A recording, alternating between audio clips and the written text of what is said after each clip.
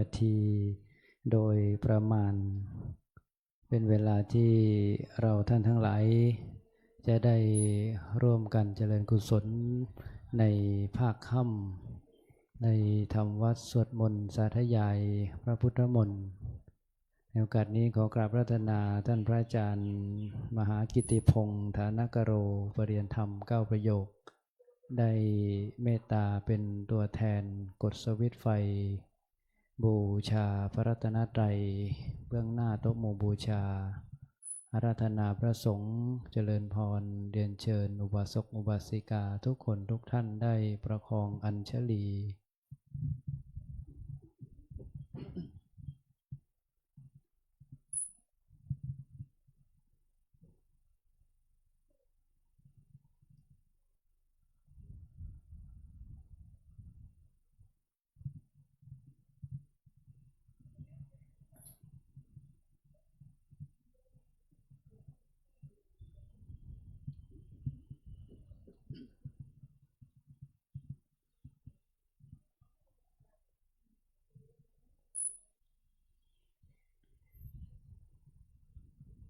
ครับน้อมกราบระลึกถึงคุณพระรัตนตรัยพร้อมกันนะครับกราบกราบกราบครับเปิดหนังสือไปที่หน้า10บทธรรมวัดเย็นนะครับโยโสภะคะวาอะระหังสัมมาสัมพุทโธสวากขาโตเยนะภะคะวะตาธัมโมสุปฏิปันโนยัสสะภะคะวะโตสาวกสังโฆธัมมยังภะคะวันตังสัทธัมมังสัสสังฆังอิเมหิสกาเดหิยะถาดาหังอโรปิเตหิอภิปุชยามะสาธุโนพันเตภควาสุจิราปรินิพุตโตปิปัจฉิมาชนะตานุกรรมปมานะสาอิเมสกาเรทุกขตปันนาการภูเตปฏิคันหาโตอัมหากังทีคารตังหิตายะสุขายะอะระหังสัมมาสัมพุทโธภควาพุทธังภควันตังอภิวาเทมิสวากขาโตภควตาธัมโมธัมมังนะมัสสามิสุปฏิปันโนภควโตสาวกสังโฆสังฆังนะมามิหันทธานิมยังตังภควันตังวาจายะอภิคายตุงปุพพาคณมการันเจวะพุทธานุสตินยัญจะกะโรมะเสนะโมตัสสะภะคะวะโตอะระหะโตสัมมาสัมพุทธัสสะนะโมตัสสะภะคะวะโตอะระหะโตสัมมาสัมพุทธัสสะนะโมตัสสะภะคะวะโตอะระหะโตสัมมาสัมพุทธัสสะตังโฆปะนาภะคะวันตังเอวังกัลยาโนกิตติสัทโธอะภุคโตอิติปิโสภะคะวาอะระหังสัมมาสัมพุทโธเวชชาจารณสัมปันโนสุขโตโล กวิทูอนุตตโรปุริสัทธัมมาสารทิสัทธาเทวมนุษย์สานังพุทโธภควาติหันธรรมยังพุทธาภิกิติงกโรมาเสพุทธวาระหันตวรตาทิกุณาภิยุตโตสุทธาภิญาณการุณาหิสัมมาคตัตโตโพเทสิโยสุชนะตังกัมมลังวสุโรวันธามหังตัมมรณังศิรสาชิเนนทังพุทโธโยสัมภปานินางสารนังเขมมุตตมังปัฏฐมานุสติทานังวันธามิตาสิเรนะหังพุทธัสสะหาสมิทาโสวะพุทโธเมสามิกิสาโดพุทโธทุกขัสสะขาตาจวิทาตาจหิตัสสะเมพุทธัสสะหังนิยาเทเมสาลิลันชีวิตันจิตังวันทันโตหังจริสามิพุทธัสเสวสุโพธิตังนาทิเมอัญญังพุทโธเมสารนังวรังเอเตนะสัจจวัชเชนวัฏทายังสัตตุสาสเนพุทธังเมวันธมาเนนะยังปุญญังปัสสุตังอิทธาสัมเพปิอันตรายาเมมาเหสุงตัสสะเตชะสากายเยนวาจายวเจตสาวาพุทเทกุกัมมังปะกตังมยายังพุทโธปฏิคันนาตุอัจจยันตังกาลันตะเรสังวริตุงวะพุทเทหันธรรมยังธรรมานุสตินยังกโรมาเสสุวาคาโตภควตาธัมโมสันทิติโกอากาลิโกเอหิปัสสิโกโอปนายโกปัจจตังโพวินโยหิติหันธรรมยังธรรมาภิกิติงกโรมาเสสุวาคาตตาทิคุณายโยขาวาเสนะไสโยโยมาคปะกะปริยัตติวิโมคเพโทธัมโมกุโลกัปปตนาตถาธาริธาริวันธามหังตัมมหารังวรธรรมเมตังธัมโมโยสัมภปานินางสารนังเขมมุตตมังทุติยานุสติทานังวันธามิตาสิเรนะหังธัมมาสาหาสมิทาโสวะธัมโมเมสามิกิสาโดธัมโมทุกขัสสะขาตาจวิทาตาจหิตัสสะเมธัมมาสหังนิยาเทมิสริรันชีวิตันจิตังวันทันโตหังจริสามิ ธัมมาเสวะสุธัมมตังนาทิเม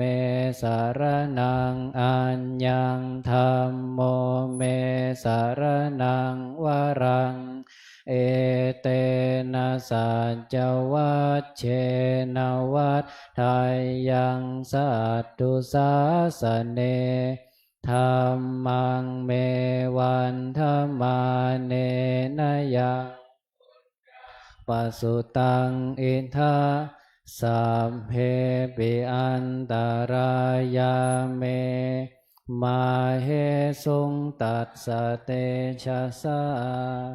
กายเยนวาจายวเจตสาวาธัมเมกุกัมมังปะกตังมยายังธัมโมปฏิคันนะตุอจจยันตังกาลันตะเรสังวริตุงวะธัมเมหันธมยังสังขานุสตินยังกโรมาเสสุปฏิปันโนภะคะวะโตสาวกสังโฆโอชุปฏิปันโนสาวกสังโฆญายาปฏิปันโนภะคะวะโตสา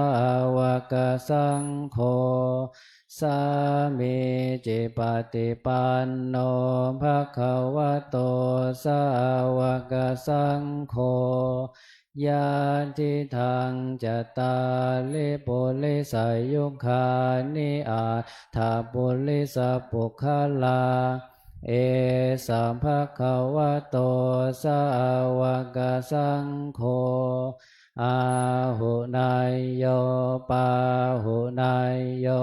ทักขินายโยอัญชลิการณิโยอนุตตรังปุญญเขตังโลกัสสาติหันธรรมยังสังขาภิคิติงกโรมาเสสัทธัมมโชสุปฏิปัตติคุณาทิยุตโตโยธรรมปิโทอริยปุคลสังคเสโทศีลาทิธรรมปวาราสยกายจิตโต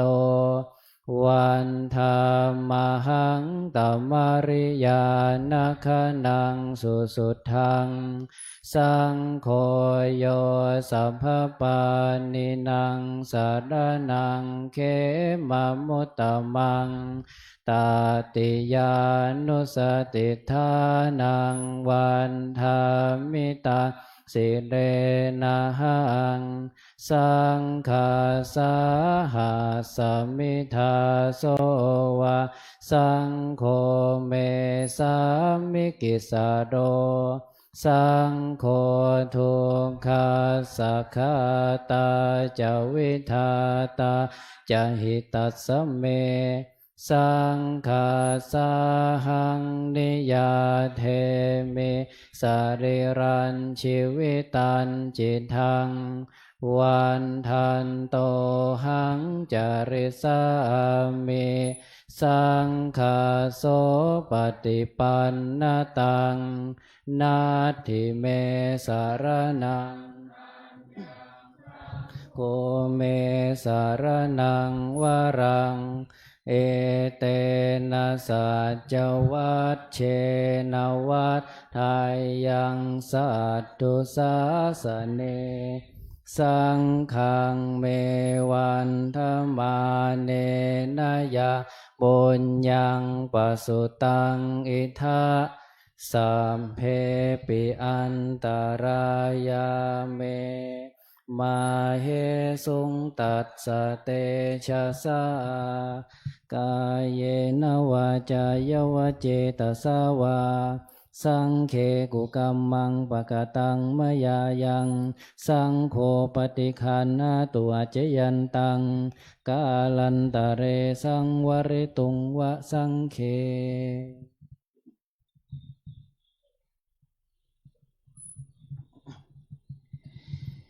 หันธรรมยังอติตปัจจเวคณบัทังพนามาเสอาชามยาปัจจเวคิตาวายังจีวรังปริพุตตังตังยาวาเทวาสิตาสัมปติคาตายาอุณาสัมปติคาตายาดังสัมมากัสสวะตาตปัสสิลิงสัพพสัมภาสานังปฏิคาตายายาวาเทวาหิริโกปินาปฏิจจทนัตตังอาชมยาปัจจเวคิตวายโยปินดาปาโตปริพุตโตโสเนวะทวายานมัทายานมันดานายานวิภูสนายายาวาเทวาอิมาสกายาสาทิติยายาปนายวิหิงสุปารติยาพระมจริยานุขหายาอิติปุรานันจะเวทนังปฏิหังคามินวันจะเวทนังนาอุปาเทสามิยาตราจะเมภวิสติอนวัจจตาจะพาสุวิหารโรจติอาชมยาปัจจเวคิตวายังเสนาสนังปริพุตังตังยาวาเทวาสิตาสัมปติคาตายาอุณาสัมปติคาตายาดังสัมมากัสสวะตาตปัสสิลิงสัพพสัมภาสานังปฏิคาตายายา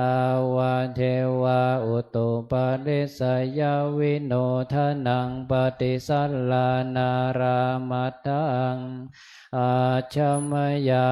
ปัจจเวคิตวาโยคิลานปัจจยาเพสัชะปริคาโรปริพุตโตโสยาวาเทวาอุปันนานังไวยาภาธิกานังเวทนานังปฏิคาตายาตาพยาปัจฉะปรมตายาติหันธรรมยังอุทิสนาทิฏฐานะคาทายโยพนามาเสอิเมนาปุญญากรรมเมนาอุปัชฌายาคุณุตตราอาจาริโยปการาจะมาตาปิตาจยาตกา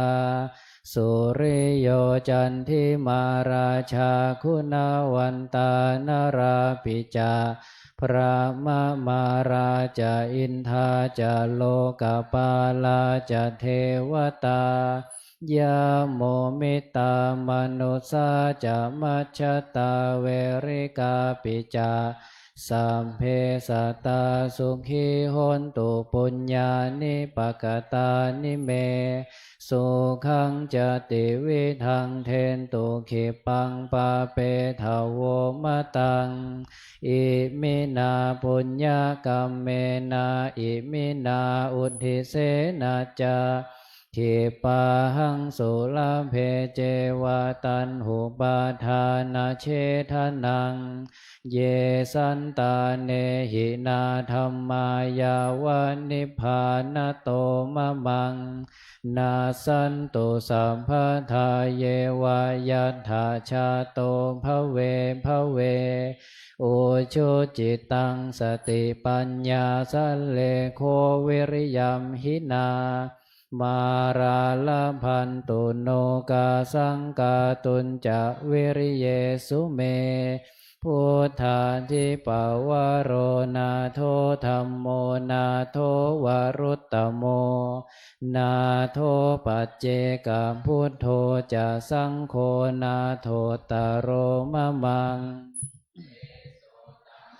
นุภาเวนะมาโรกาสังลาพันตุมา หันธรรมยังสารพันเยนะพุทธมังคลาคาทายโยพนามเสสัมพุทโธทิปัฏฐังเสทโธเนสินโนเจวามาชิเมโกนดัญโยปุพพาภาเคจาอาคานายเยจากาสโปสารีปุตโตจาทาคิเนหารติเยอุปาลิจาปัจฉิเมปิจาอานันโทพายาเพจะขาวมปติโมคัลลาโนจะอุตเรอิสาเนปิจาราหุโลอิเมโคมังคาลาพุทธาสัพเพอิทาปฏิทิตาวันทิตาเตจะอัมเหหิสักการะหิจะปุจิตาเอเตสังอานุภาเวนะสัพพโสทิภาวันตุโนอิเจวะมัจจันตานามัสสนายังนามัสสมาโนรัตนาตายังยังปุญญาภิสันทังเวปุลังอาลาทังตัสสะนุภาเวตรายโยหันธรรมยังทัสสะธรรมสุตังพนามาเสเววันนิยามหิอัจฉุปะคะโตบัดนี้เรามีเพศต่างจากคฤหัสถ์แล้วกิริยาอาการใดๆอันบรรพชิตควรประพฤติเราต้องทำกิริยาอาการนั้นๆบาราปฏิภัทธาเมชีวิกาความเลี้ยงชีพของเราเนื่องด้วยผู้อื่นเราควรทำตัวให้เขาเลี้ยงง่ายอัญโยเมอากาโปการณิโยอาการกายวาจาอย่างอื่นที่เราจะต้องทำให้ดีกว่านี้ยังมีอยู่อีกไม่ใช่แต่เพียงเท่านี้กัจจิโนโคเมอัตตาศีลโตอุปวัฏติตัวของเราเองติเตียนตัวเราเองโดยศีลได้หรือไม่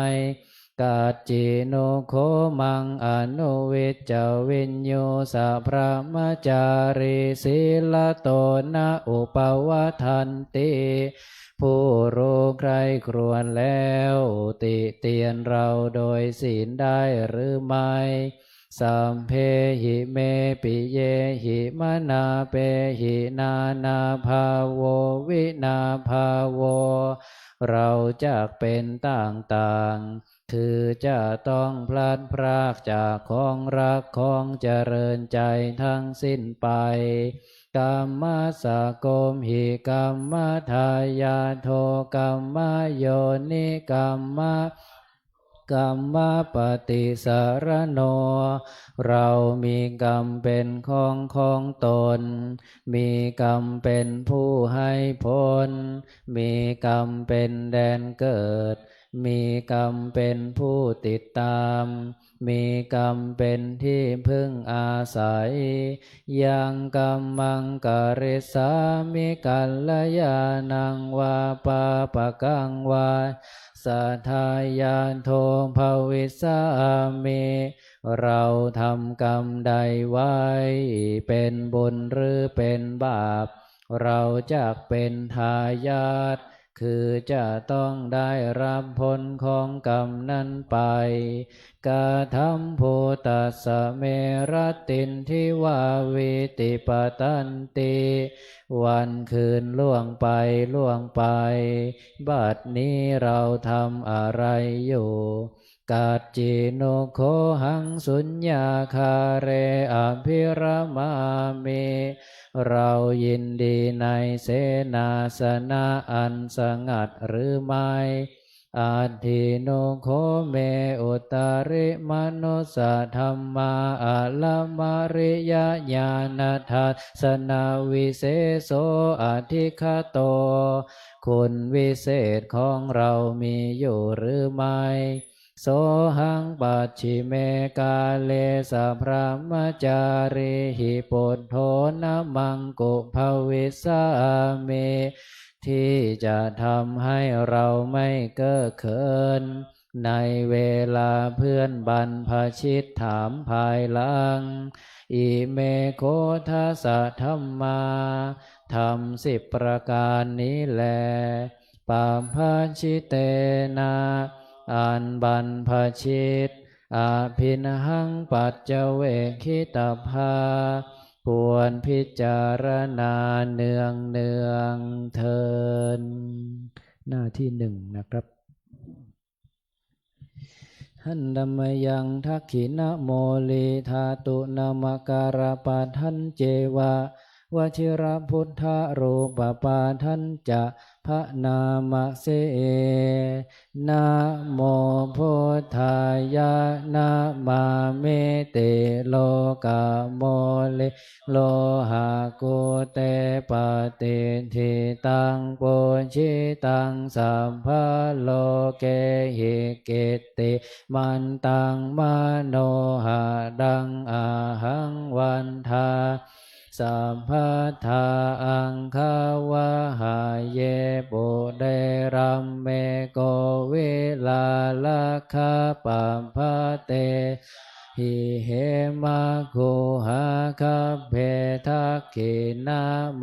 ลิธาตุโยอาหังวันทาสัมพันธากายเยนะวาจายาเจตสาวาวาชิรังนามาติมังอิทธิปาติหาริยกาลังพุทธรูปังอาหังวันทามิภาโสสัทธาโสถิ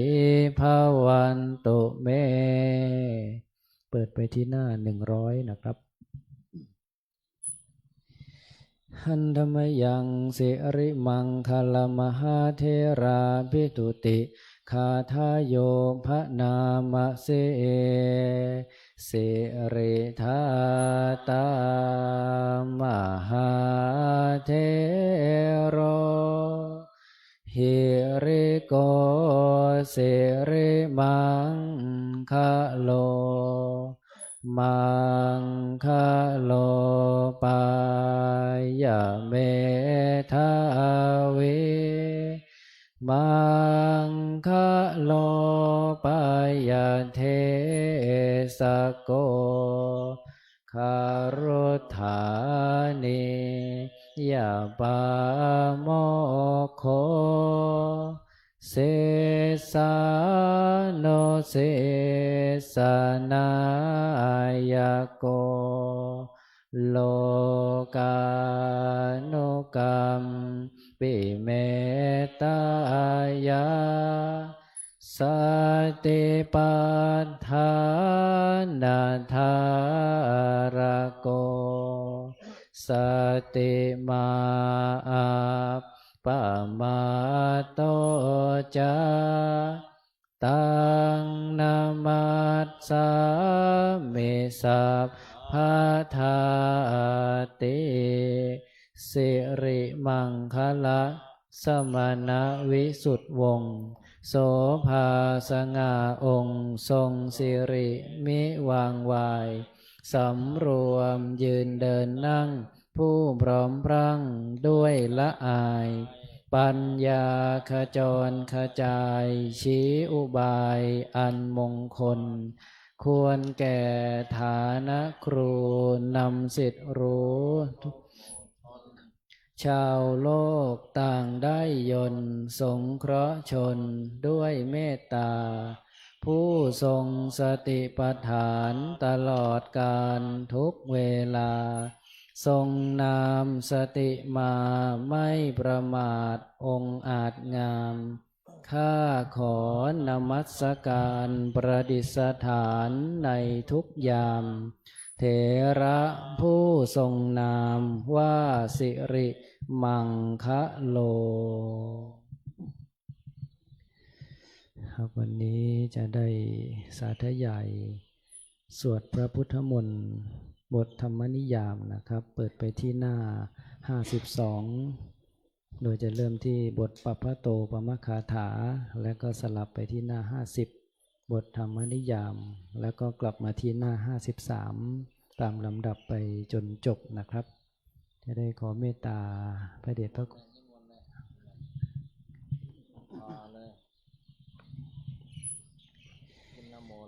นะโมตัสสะภะคะวะโต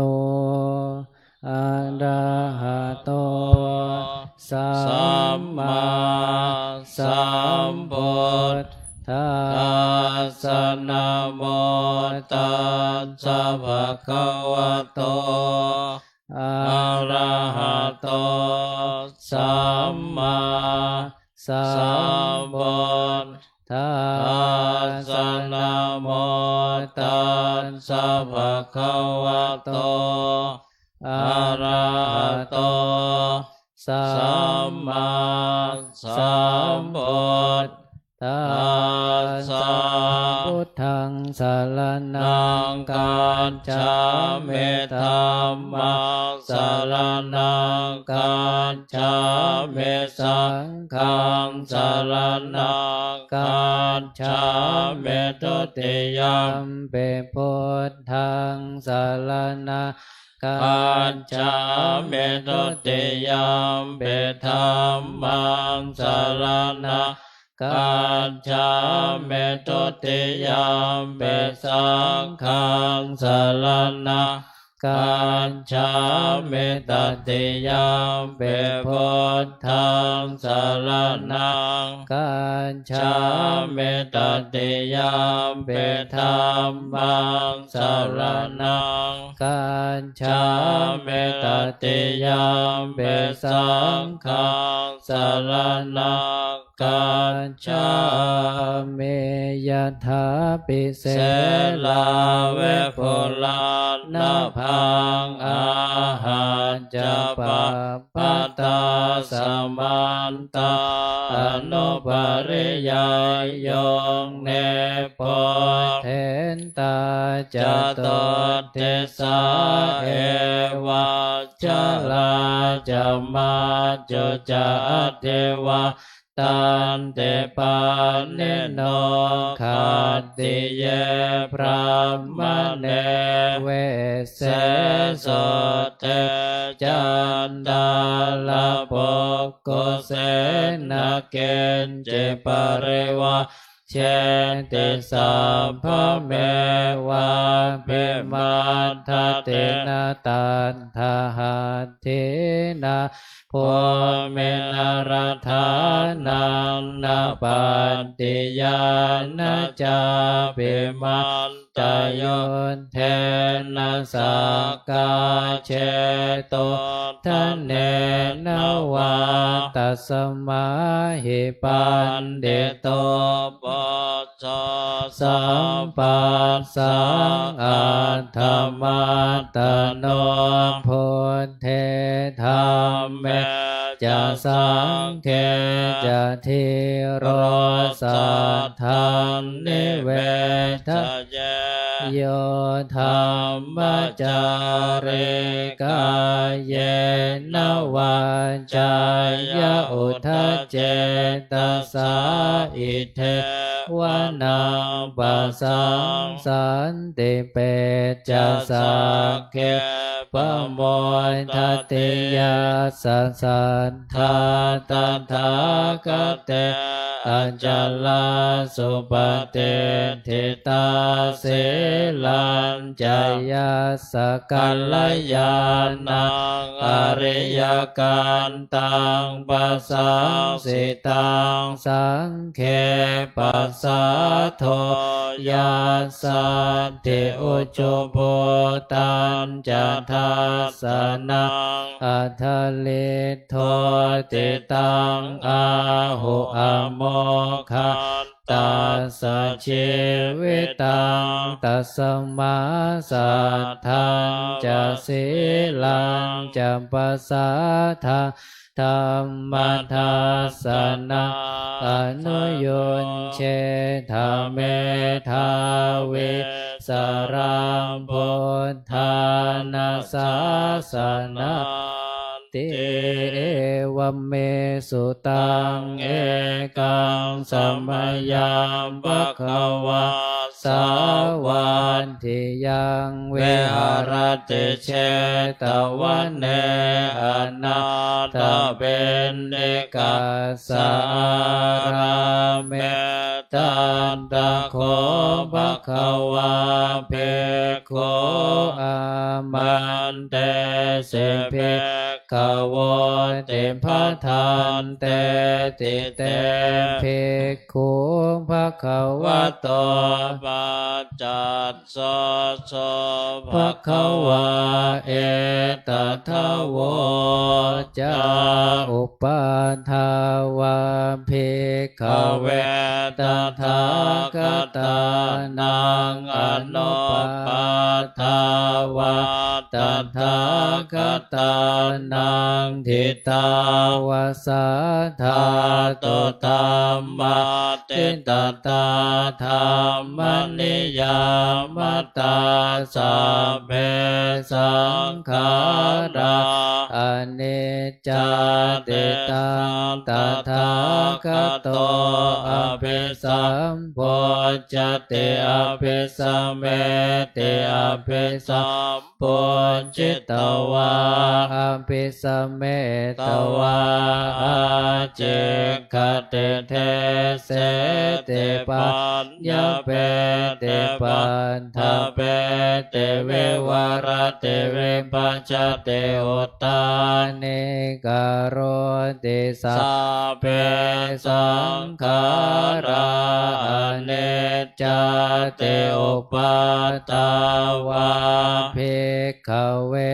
ตถาคตานังอนุปาทาวาตถาคตา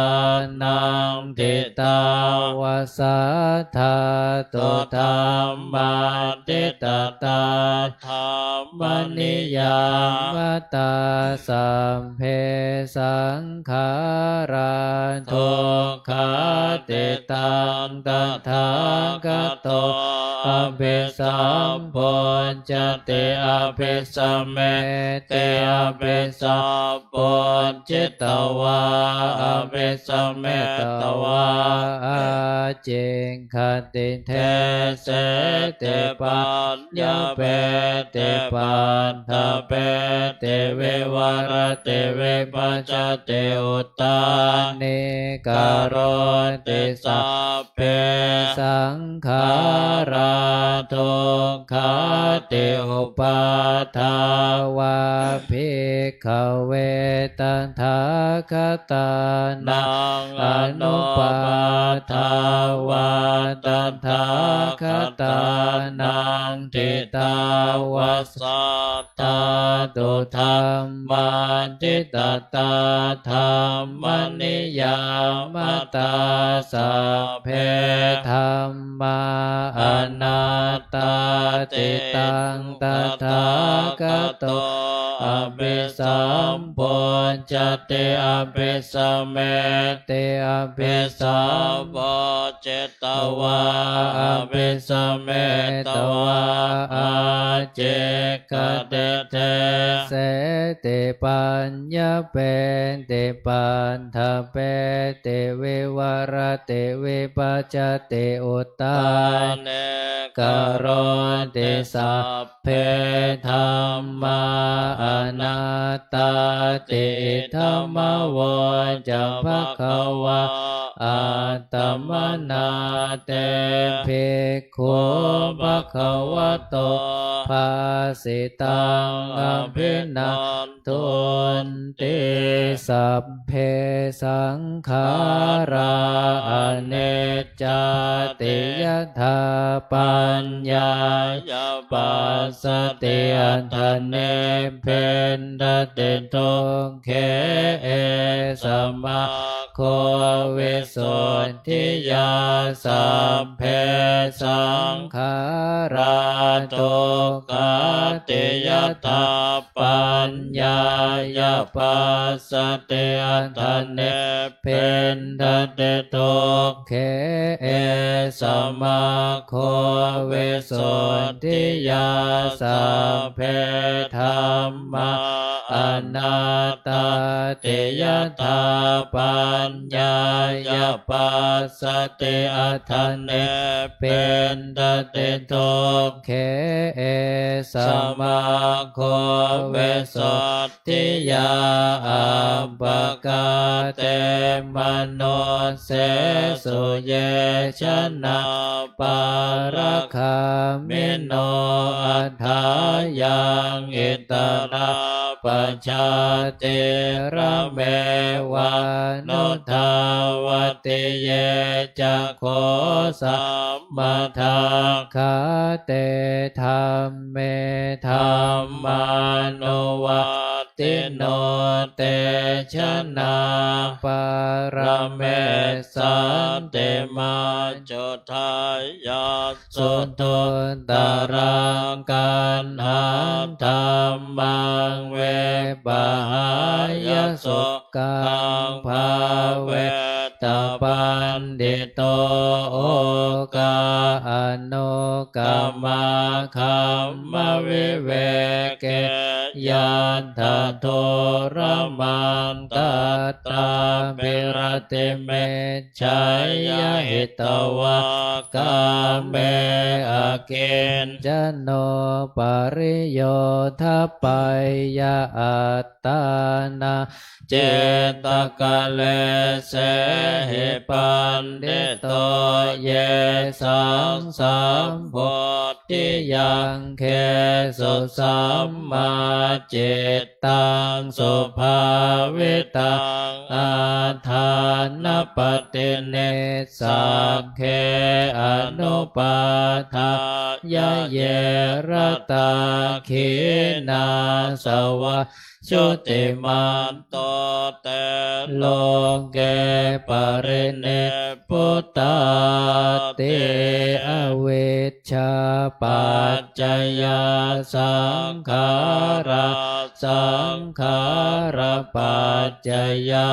วิญญาณวิญญาณปัจจยานามรูปนามรูปปัจจยาสรายตนังสรายตนะปัจจยาภาโสภาสปัจจยาเวทนาเวทนาปัจจยาตัณหาตัณหาปัจจยาอุปาทานังอุปาทานปัจจยาภวภวปัจจยาชาติชาติปัจจยาชรามรณังโสกปริเทวทุกขโทมนัสสุปายาสาสัมภวันติเอวเมตตาสัก เกวลาสะทุกขาคะทัสสะสมุทัยโยโหติอเวชชายตเววะอาเสสะเวรากันิโรธาสังขารนิโรธโทสังขารนิโรธาเวนญาณนิโรธโทเวนญาณนิโรธานามรูปนิโรธโทนามรูปนิโรธาสรายตนะนิโรธโทสรายตนะนิโรธาภาสนิโรธโทภาสนิโรธาเวทนานิโรธโทเวทนานิโรธาตัณหานิโรธโทตัณหานิโรธาอุปาทานนิโรธโทอุปาทานนิโรธาภวนิโรธโทภวนิโรธาชาตินิโรธโทชาตินิโรธาชรามรณะโสกปริเทวทุกขโทมนัสสุปายาสานิโรชันติเอวเมตัสสะเกวลาสัทธุขังขันธัสสะนิโรธโทโหติยถาหะเวปา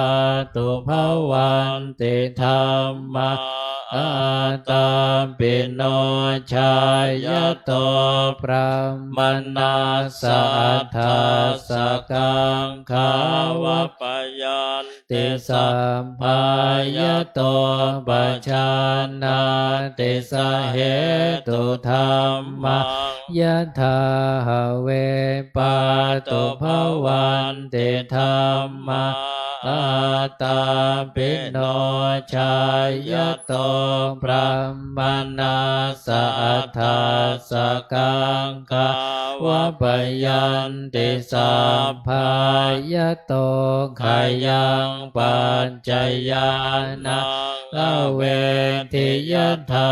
หะเวปาตุภวะติธัมมาอาตาปิโนชายโตพระมนัสสะวิทุปยันติทัตติมาราเสนัสสุโรวะโอภาสยมันตะเลขันติ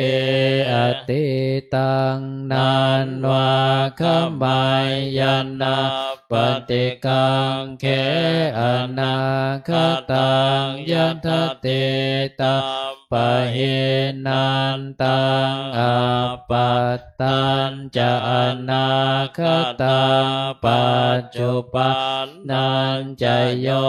ธัมมังตันทตันทวิปัสสติอสังหิรังอสังโกปปันตาเวทามโนโปร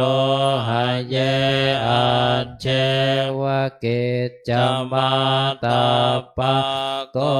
ชัญญามรณังสุเวนะหิโนสังขารันเตนะมหาเสเนนะมัจจุนาเอวังเวหาริมาตาเป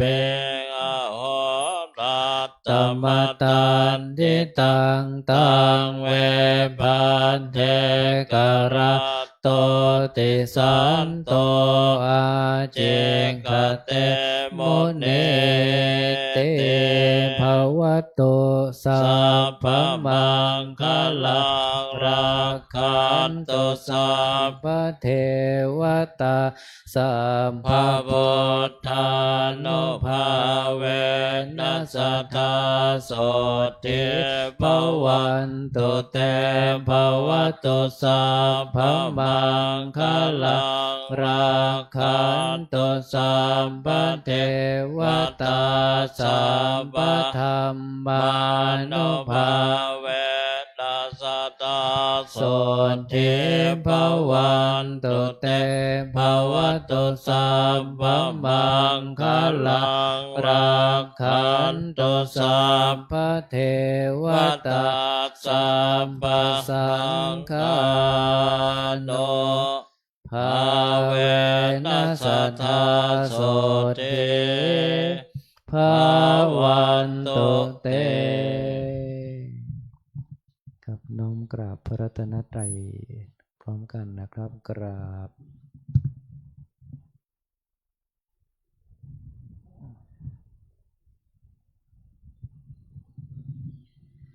ครับน้อมกราบระลึกถึงคุณธรรมพระเดชพระคุณหลวงปู่นะครับกราบ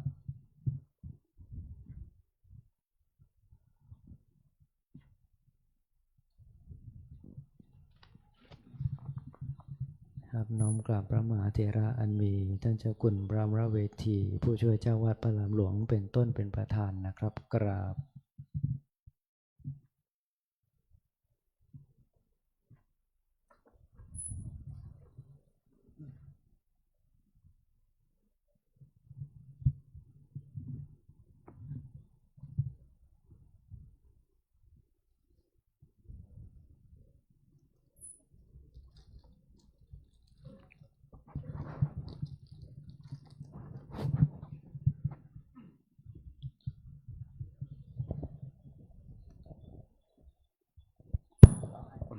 ทุกท่านประนมมือ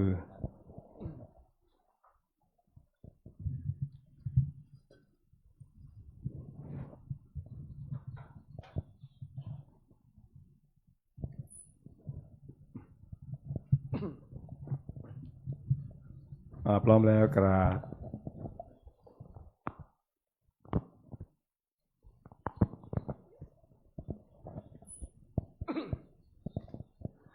อิมินาสการเรนะตังพุทธัง ชยามาอิมินาสการเรนะตังธัมมังอภิปูชยามาอิมินาสการเรนะตังสังฆังอภิปูชยามาอะระหังสัมมาสัมพุทโธภะคะวาพุทธังภะคะวันตังอภิวาเทมิสวากขาโตภะคะวตาธัมโมธัมมังนามัสสามิสุปฏิปันโนภะคะวะโตวะกสังโฆสังฆังนามามิมายังพันเตติสารเนนะสหะอัฏฐศีลานิยาจามาทุติยัมปีมายังพันเตติสารเนนะสหะอัฏฐศีลานิยาจามาตาติยัมปีมายังพันเตติสารเนนะสหะอัฏฐศีลานิยาจามานะโมตัสสะภะคะวะโตอะระหะโตสัมมาสัมพุทธัสสะนะโมตัสสะภะคะวะโตอะระหะโตสัมมาสัมพุทธัสสะนะโมตัสสะภะคะวะโตอะระหะโตสัมมาสัมพุทธัสสะนะโมตัสสะภะคะวะโตอะระหะโตสัมมาสัมพุทธัสสะนะโมตัสสะภะคะวะโต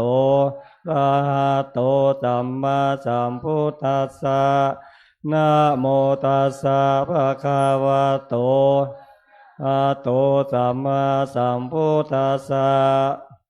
พุทธังสรณังคัจฉามิ พุทธังสรณังคัจฉามิ ธัมมังสรณังคัจฉามิ ธัมมังสรณังคัจฉามิ สังฆังสรณังคัจฉามิ สังฆังสรณังคัจฉามิ ทุติยัมปิพุทธังสรณังคัจฉามิ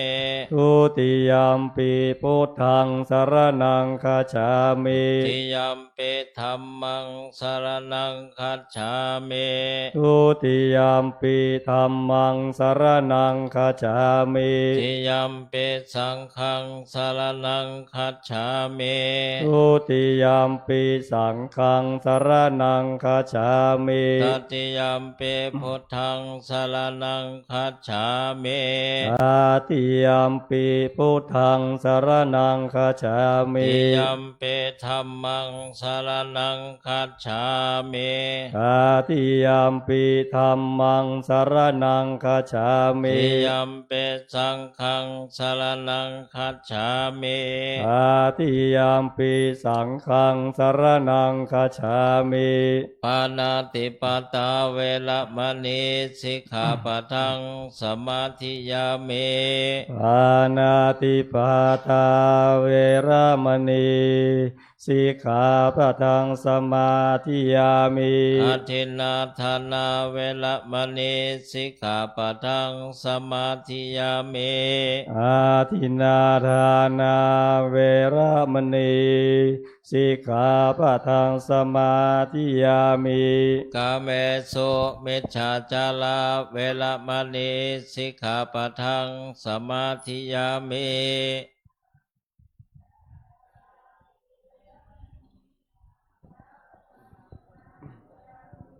อาภามจาริยาเวระมณีสิกขาปะทังสมาธิยามิ อาพรหมจาริยาเวระมณีสิกขาปะทังสมาธิยามิ มุสาวาทาเวระมณีสิกขาปะทังสมาธิยามิ มุสาวาทาเวระมณีสิกขาปะทังสมาธิยามิ สุลาเมรยามัชฌปมาทัฏฐานาเวระมณีสิกขาปะทังสมาธิยามิ สุราเมรยะมัชฌะปมาทัฏฐานาเวระมณีสิกขาปะทังสมาธิยามิ เวกาลโภชนาเวระมณีสิกขาปะทังสมาธิยามิ วิกาลโภชนาเวระมณีสิกขาปะทังสมาธิยามิ นัจจคีตาวาทิตาวิสุกัทธัสสนะมาลาคันทะวิเลปนะธารณะมันดนะวิโภชนะธานาเวระมณีสิกขาปะทังสมาธิยามิ นาจาคีตาวาทิตาวิสุกทัสสนะมาลาคันทะวิเลปนะธารณะมันดานะวิภูสนาฐานาเวระมณีสิกขาปะทังสมาธิยามิ อุจจาสยนะมหาสยนะเวระมณีสิกขาปะทังสมาธิยามิ อุจจาสยานะมหาสยนาเวระมณีสิกขาปะทังสมาธิยามิ อิมานิปัญจอิมานิอัฏฐสิกขาปัฏฐานิสมาธิยามิ อิมานิอาถาสิกขาปะทานิสมาธิยามิอิมานิอาถาสิกขาปะทานิสมาธิยามิอิมานิอาถาสิกขาปะทานิสมาธิยามิ อิมานิปัญจเจวะอิมานิอัฏฐจะสิกขาปัฏฐานิ สีเลนะสุขติงยันเต สาธุ สีเลนะโภคสัมปทา สาธุ สีเลนะนิพพุติงยันเต สาธุ ตัสมาสีลังวิโสทะเย อามะพันเตกราบ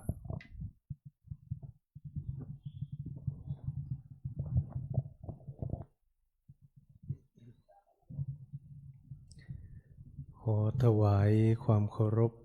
และขอโอกาสพระเดชพระคุณพระมรเวทีผู้ช่วยเจ้าวาดพระรามหลวงวัดพระธาตุศรีจอมทองวรวิหารขอถวายความเคารพและแสดงขอโอกาสพระเถรานุเถระเพื่อนสหธรรมิกสวัสดีน้องสามเณรเจริญพรแม่ชีญาติโยมอุบาสกและอุบาสิกาทุกท่านวันนี้เป็นวันธรรมสวนะวันพระตรงกับวันที่9พฤษภาคม2569วันพระเล็กโดยปกติก็จะได้นิมนต์น้องสามเณรปาฐกถาธรรมเพื่อเป็นการฝึกเป็นการทำให้สามเณรได้แสดงออกตอบแทนน้ำจิตน้ำใจต่อญาติโยมที่ได้ถวายการอุปถัมภ์ข้าวปลาอาหารและก็การศึกษาก่อนที่จะได้ฟังปาฐกถาอาตมาก็ขออนุญาตพูดสักเรื่องหนึ่งที่กำลังได้ยินได้ฟังในช่วงนี้ก็คือเรื่องการแก้กรรมการแก้กรรมในทางพระพุทธศาสนาจริงๆจะใช้คำว่าแก้นะมันก็ไม่ถูกนักโยมกรรมใดที่ทำแล้วกรรมนั้นมีผลเราทำไปแล้วเนี่ยผลมันจะต้องในข้างหน้ามันจะต้องมีผลเราจะไปแก้สิ่งที่เราได้ทำลงไปแล้วเนี่ยเป็นไปไม่ได้คำว่าแก้กรรมในคำที่เราควรจะใช้ก็คือว่าเราทำสิ่งใหม่ที่มันดีกว่าเดิมไม่ได้ไปทำพิธีอะไรไม่ได้ไปนอนลงศพไม่ได้ไปทำพิธีสะเดาะเคราะห์อะไรไม่ใช่แต่เวลาจังหวะชีวิตของคนที่กำลังเผชิญกับความทุกข์ยากเผชิญกับความลำบากเผชิญกับเรื่องราวที่เราใช้คำในภาษาไทยว่าช่วงนี้รู้สึกดวงตกช่วงนี้รู้สึกอะไรคำที่เราชอบพูดช่วงนี้รู้สึกดวงไม่ดีช่วงนี้รู้สึกว่าทำอะไรก็ติดขัดในทางพระพุทธศาสนาเนี่ยท่านสอนว่าสิ่งใดที่เรากำลังได้รับผลได้เสวยได้สัมผัสได้เจอสิ่งนั้นคือผลของอดีตที่เราจะต้องเจอเวลาเราเจอเรื่องที่ไม่ดีในช่วงจังหวะนั้นจิตใจมันตกหรือจิตใจมันรู้สึกว่าอยากจะมีทางออกแต่ว่าลืมถ้าใครไม่รู้หลักพระพุทธศาสนาก็ลืมตรงนี้ว่าจริงๆในภาวะนั้นคือภาวะที่เรากำลังเสวยผลของอดีตที่เราได้ทำมาเราเจอแบบนี้แสดงว่าอดีตเราต้องมีอะไรที่ไม่ดีเราจึงได้รับผลที่มันส่งผลมาในช่วงนี้ทำให้เราเจอเรื่องที่ไม่ดีเจอเรื่องที่อะไรต่างๆนานาก็มันเป็นผลสืบเนื่องมาจากอดีตแต่พอคนเราประสบเรื่องปัญหาพวกนี้เราก็อยากแก้เนาะอยากหายทันทีคืออยากจะให้มันหมดจบลงทันทีโดยลืมว่าผลของมันก็ต้องให้ผล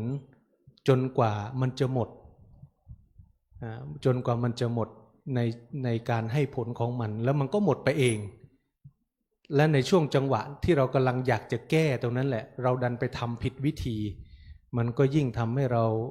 หนักลงไปอีกโยมดังนั้นคำว่ากรรมทำไปแล้วจะเป็นกรรมดีหรือกรรมชั่วสมมติว่าโยมด่าเขาไปแล้วก็ทำไปเรียบร้อยแล้วต้องรับผลในอนาคตละเพราะเราด่าไปเรียบร้อยแล้ว แต่คำว่าแก้ในความหมายนี้คือเราควรจะแก้ใหม่ หมายถึงว่ารอบต่อไปเราจะไม่พูดคำที่ไม่ดีควรจะเป็นแบบนี้ไม่ใช่ไปแก้บอกว่าโอ้อย่าโดนด่าคืนเลยอย่าเอาคืนเราเลยอะไรอย่างนี้ไม่ใช่นะดังนั้นก็อยากให้เข้าใจเรื่องการแก้กรรมถ้าใครบอกว่าแก้ได้อันนั้นก็เก่งกว่าพระพุทธเจ้าเนาะพระพุทธเจ้านี่พระองค์ยังต้องรับผลแห่งกรรมนะพระพุทธเจ้ายังต้องรับผลแห่งกรรมพระองค์ทำอะไรเอาไว้ในอดีตชาติสุดท้ายที่เป็นพระสัมมาสัมพุทธเจ้าเนี่ยเศษวิบากเล็กๆน้อยๆเนี่ยพระองค์ต้องมารับหมดเลย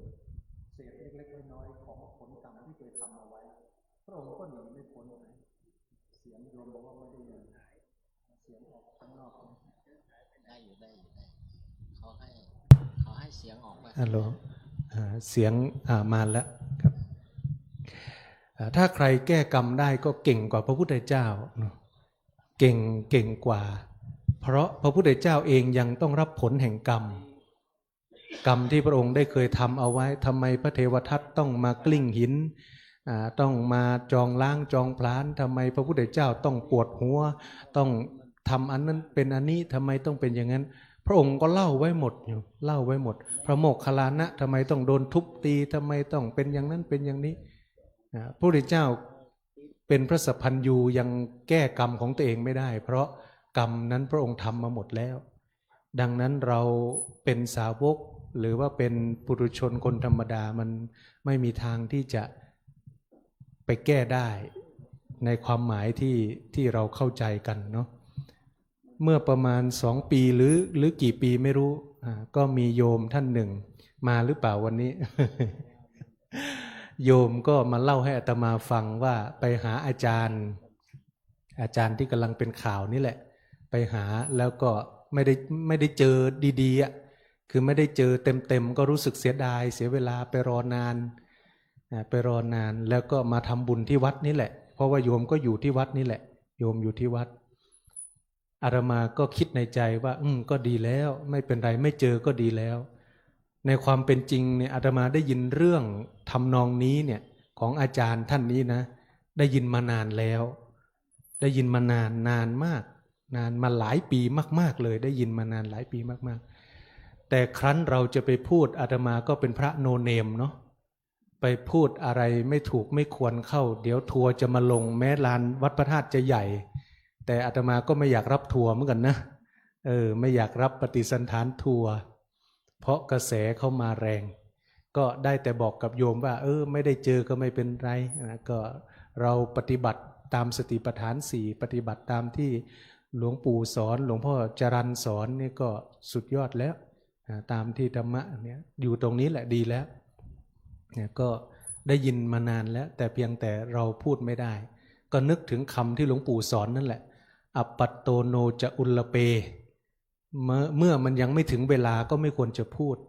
บางสิ่งบางอย่างรู้ก็ต้องรู้ไว้ก่อนยังไม่ควรที่จะพูดนะที่มันยังไม่เหมาะกับการไม่ได้บอกว่าเรื่องมันเกิดแล้วท่านถึงจะมาพูดไม่ใช่ก็มันมีเหตุให้พูดก็เลยต้องพูดสักเล็กน้อยนะเราจะรู้ได้ว่าใครเป็นอย่างไรต้องไปอยู่กับเขาเหมือนที่อาตมาได้พูดเมื่อวันพระที่แล้วนะอยากจะรู้ว่าคนนี้เนี่ยนอกในเป็นยังไงต้องไปอยู่กับเขาจริงๆเลยอยู่ให้ได้แบบให้ได้มากที่สุดแหละถึงจะรู้ว่าจริงๆเขาเป็นยังไงเราไปเห็นได้ยินผิวเผินมาเนี่ยมันคำโฆษณายังไงใครก็พูดได้โยมเขาจะแต่งให้อาตมาอภินิหารเดินดินยังไงเขาก็ทำได้ท่านมหาธนวัฒน์ลอยตัวเหนือน้ำได้อะไรอย่างนี้นะเหาะเหินเดินอากาศได้เขาไปเขียนยังไงก็ได้นะแต่ว่าในความเป็นจริงคือเราต้องไปอยู่ด้วยแล้วเราถึงจะรู้ว่าจริงๆเขาเป็นยังไงกันแน่นะคำโฆษณานี้เราอย่าเพิ่งไปเชื่ออย่าตามที่พระเจ้าตรัสนั่นแหละในชติลสูตรที่ตรัสกับพระเจ้าเปรตที่โกศลอันนี้ก็ฝากญาติโยมทุกท่านว่าส่วนดีที่มีเราก็รู้ไว้นะไอ้ส่วนไม่ดีเราก็รับรู้ไว้นะเพียงแต่ว่าเราก็การจะรู้ว่าใครจะดีไม่ดีอย่างไรต้องไปอยู่ร่วมกับเขาจริงๆเสียก่อนศีลความปกติ จะรู้ได้ด้วยการอยู่ร่วมเราถึงจะรู้ว่าจริงๆเขาเป็นคนยังไงอุปนิสัยใจคอเป็นยังไงวิธีคิดเป็นยังไงการพูดการจาเป็นยังไงเบื้องหน้าเบื้องหลังเป็นยังไงนี่เราเห็นแค่ข้างหน้าเราตัดสินไม่ได้ว่าใครเป็นอย่างไรอันนี้ก็ฝากญาติโยมทุกท่านเอาไว้เล็กน้อยเนาะก็การแก้กรรมนั้นมันเป็นไปไม่ได้เราต้องรับผลแห่งกรรมที่เราได้กระทำเอาไว้แล้วทั้งหมดทั้งสิ้นอันนี้คือกรรมที่ได้ทำเอาไว้ก็ฝากญาติโยมต่อไปเราจะได้ฟังปาฐกถาธรรมโดยวันนี้เป็นวาระของสามเณรที่เดิมทีมีวาระปาฐกถาแต่ว่าท่านติดงานหรือวัดมีงานอื่นเข้ามาแทรกก็เลยต้องนิมนต์ท่านซ้ำเพราะว่าท่านตอนวาระท่านจะพูดเนี่ยท่านติดงานหรือวัดมีงานแล้วก็เลยไม่ได้มาปาฐกถารูปแรกที่นิมนต์ไว้แล้วไม่ได้มาก็คือวันนี้มีรูปเดียวนั่นแหละโยมแต่ว่าศีลต่อไปนู้นก็จะได้นิมนต์ตามลำดับไปก็เป็นวาระของสามเณรธนากรสไลภูมิหรือว่าสามเณรกีตาร์ชาติภูมิจังหวัดเพชรบูรณ์สามเณรเป็นผู้กำลังศึกษาปริญญาธรรม3 ประโยคแล้วก็เป็นผู้ทรงพระปาติโมกข์ด้วยเนาะไปอบรมที่โครงการของคณะสงฆ์ภาค7นะโดยท่านอาจารย์พระมหากิติพงศ์นะท่านก็นั่งอยู่ตรงนี้ก็ได้เวลาอันสมควรแล้วก็ขอนิมนต์หรือใครแทนมีไหมเอาเนนพอดแทนเหรอเนนพอดมาเนนกีตาร์ไปไหนพอดเตอร์เหรอเอาเนนกีตาร์ไปกรุงเทพมานิมนต์สามเณรพานุวิทย์ผาผลปริญญาธรรม3 ประโยคกำลังจะศึกษาปริญญาธรรม4 ประโยคอันนี้มาจากสุรินทร์โยมมาจากสุรินทร์ถิ่นช้างใหญ่องค์นี้ไม่ใช่องค์ที่จะเดินกลับนะโยมองค์ที่จะเดินกลับเนี่ยอยู่องค์ที่2เนี่ย1 2เนี่ยนะองค์ที่2เนี่ยอันนั้นองค์นั้นถ้าสอบไม่ได้ประโยค9เนี่ยเขาจะเดินกลับสุรินทร์ปีนี้มาต่ออาจารย์ครับเหลือประโยค3ได้ไหมครับอย่างนั้นนะจากประโยค9ต่อเหลือ3นี่ก็เนนพานุวิทย์หรือว่าเนนพอดยังไม่เคยตกมาอยู่ที่วัดพระธาตุศรีจอมทองโดยท่านอาจารย์ปิยพงศ์ซึ่งก็รู้จักคุ้นเคยกับอาตมาท่านได้นำมาฝากเรียนก็ได้ตั้งใจศึกษาตอนนี้ก็เป็นสามเณรปรริญญาก็คือสอบได้ปริญญาธรรม3 ประโยคแล้ว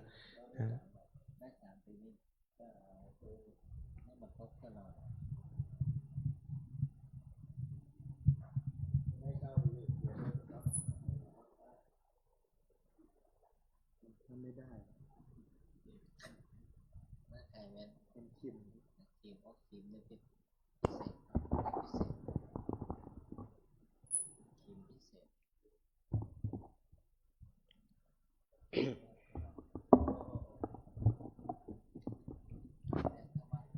ขอความนอบน้อมของข้าพเจ้า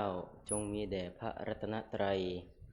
ขอถวายความเคารพสรีระสังขารของพระเดชพระคุณหลวงปู่พระพรหมมงคลหลวงปู่ทองสิริมังคละมหาเถระขอถวายความเคารพพระสุวรรณเมธีด็อกเตอร์รองเจ้าคณะจังหวัดเชียงใหม่เจ้าอาวาสวัดพระธาตุศรีจอมทองวรวิหารขอถวายความเคารพพระเถรานุเถระทุกรูปขอความสวัสดีไปยังพี่ๆเพื่อนๆสามเณรทุกรูปเจริญพรไปยังคณะแม่ชีโยคีผู้ปฏิบัติธรรมทุกท่านเอามือลงนั่งตักสบายครับ วันนี้ผมอาจจะพูดนิดเดียวนะครับเพราะว่าเพิ่งรู้เหมือนกันว่าเนนกีตาร์ไปกรุงเทพแล้วให้ผมมาพูดแทนเพราะผมก็ไม่รู้จะเอาเรื่องอะไรมาพูดผมก็เลยเอามานิดเดียวประมาณ 2-3 นาทีนะครับ วันนี้ผมเอาเรื่องขององค์ประกอบแห่งมรรคมีองค์ 8มาพระผู้มีพระภาคเจ้าได้ประทานอ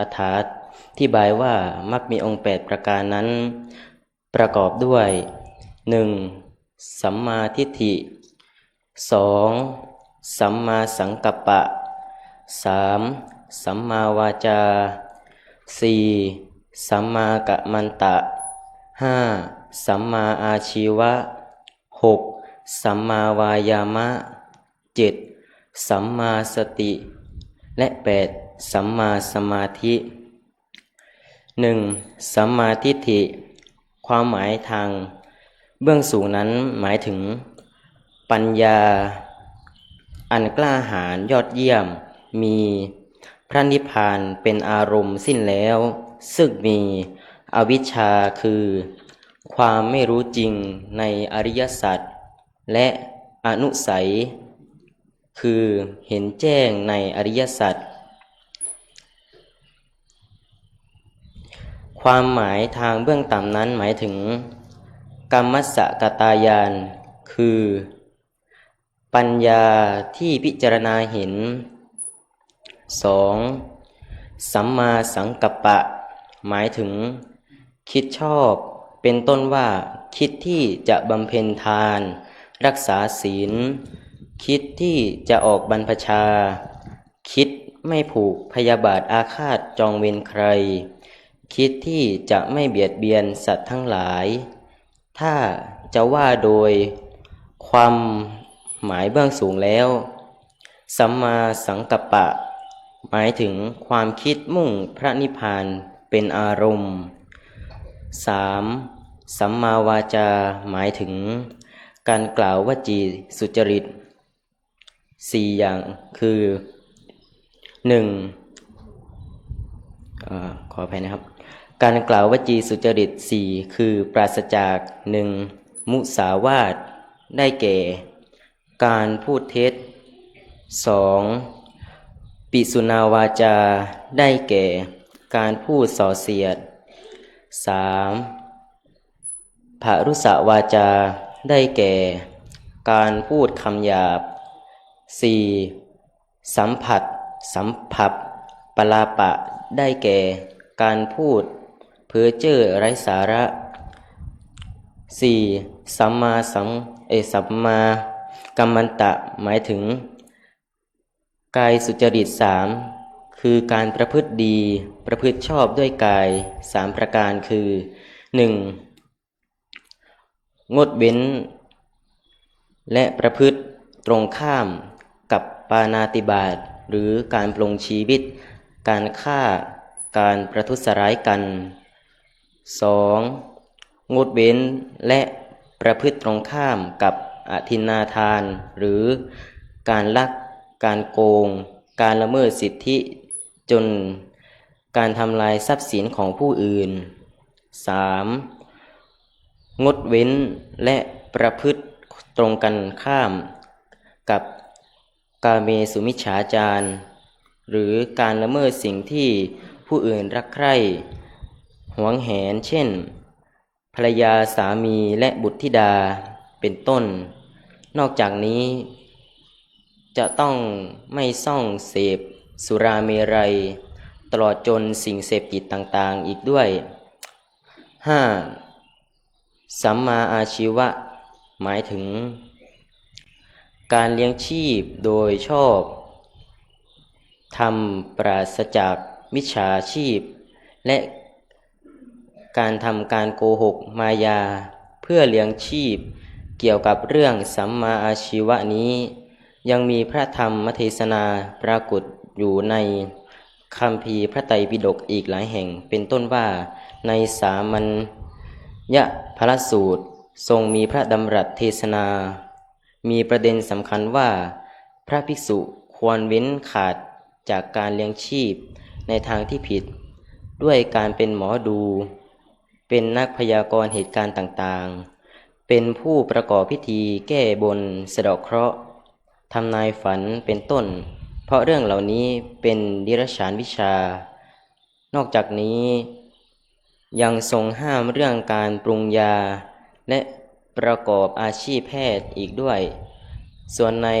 วนิชชสูตรนั้นทรงมีพระดำรัส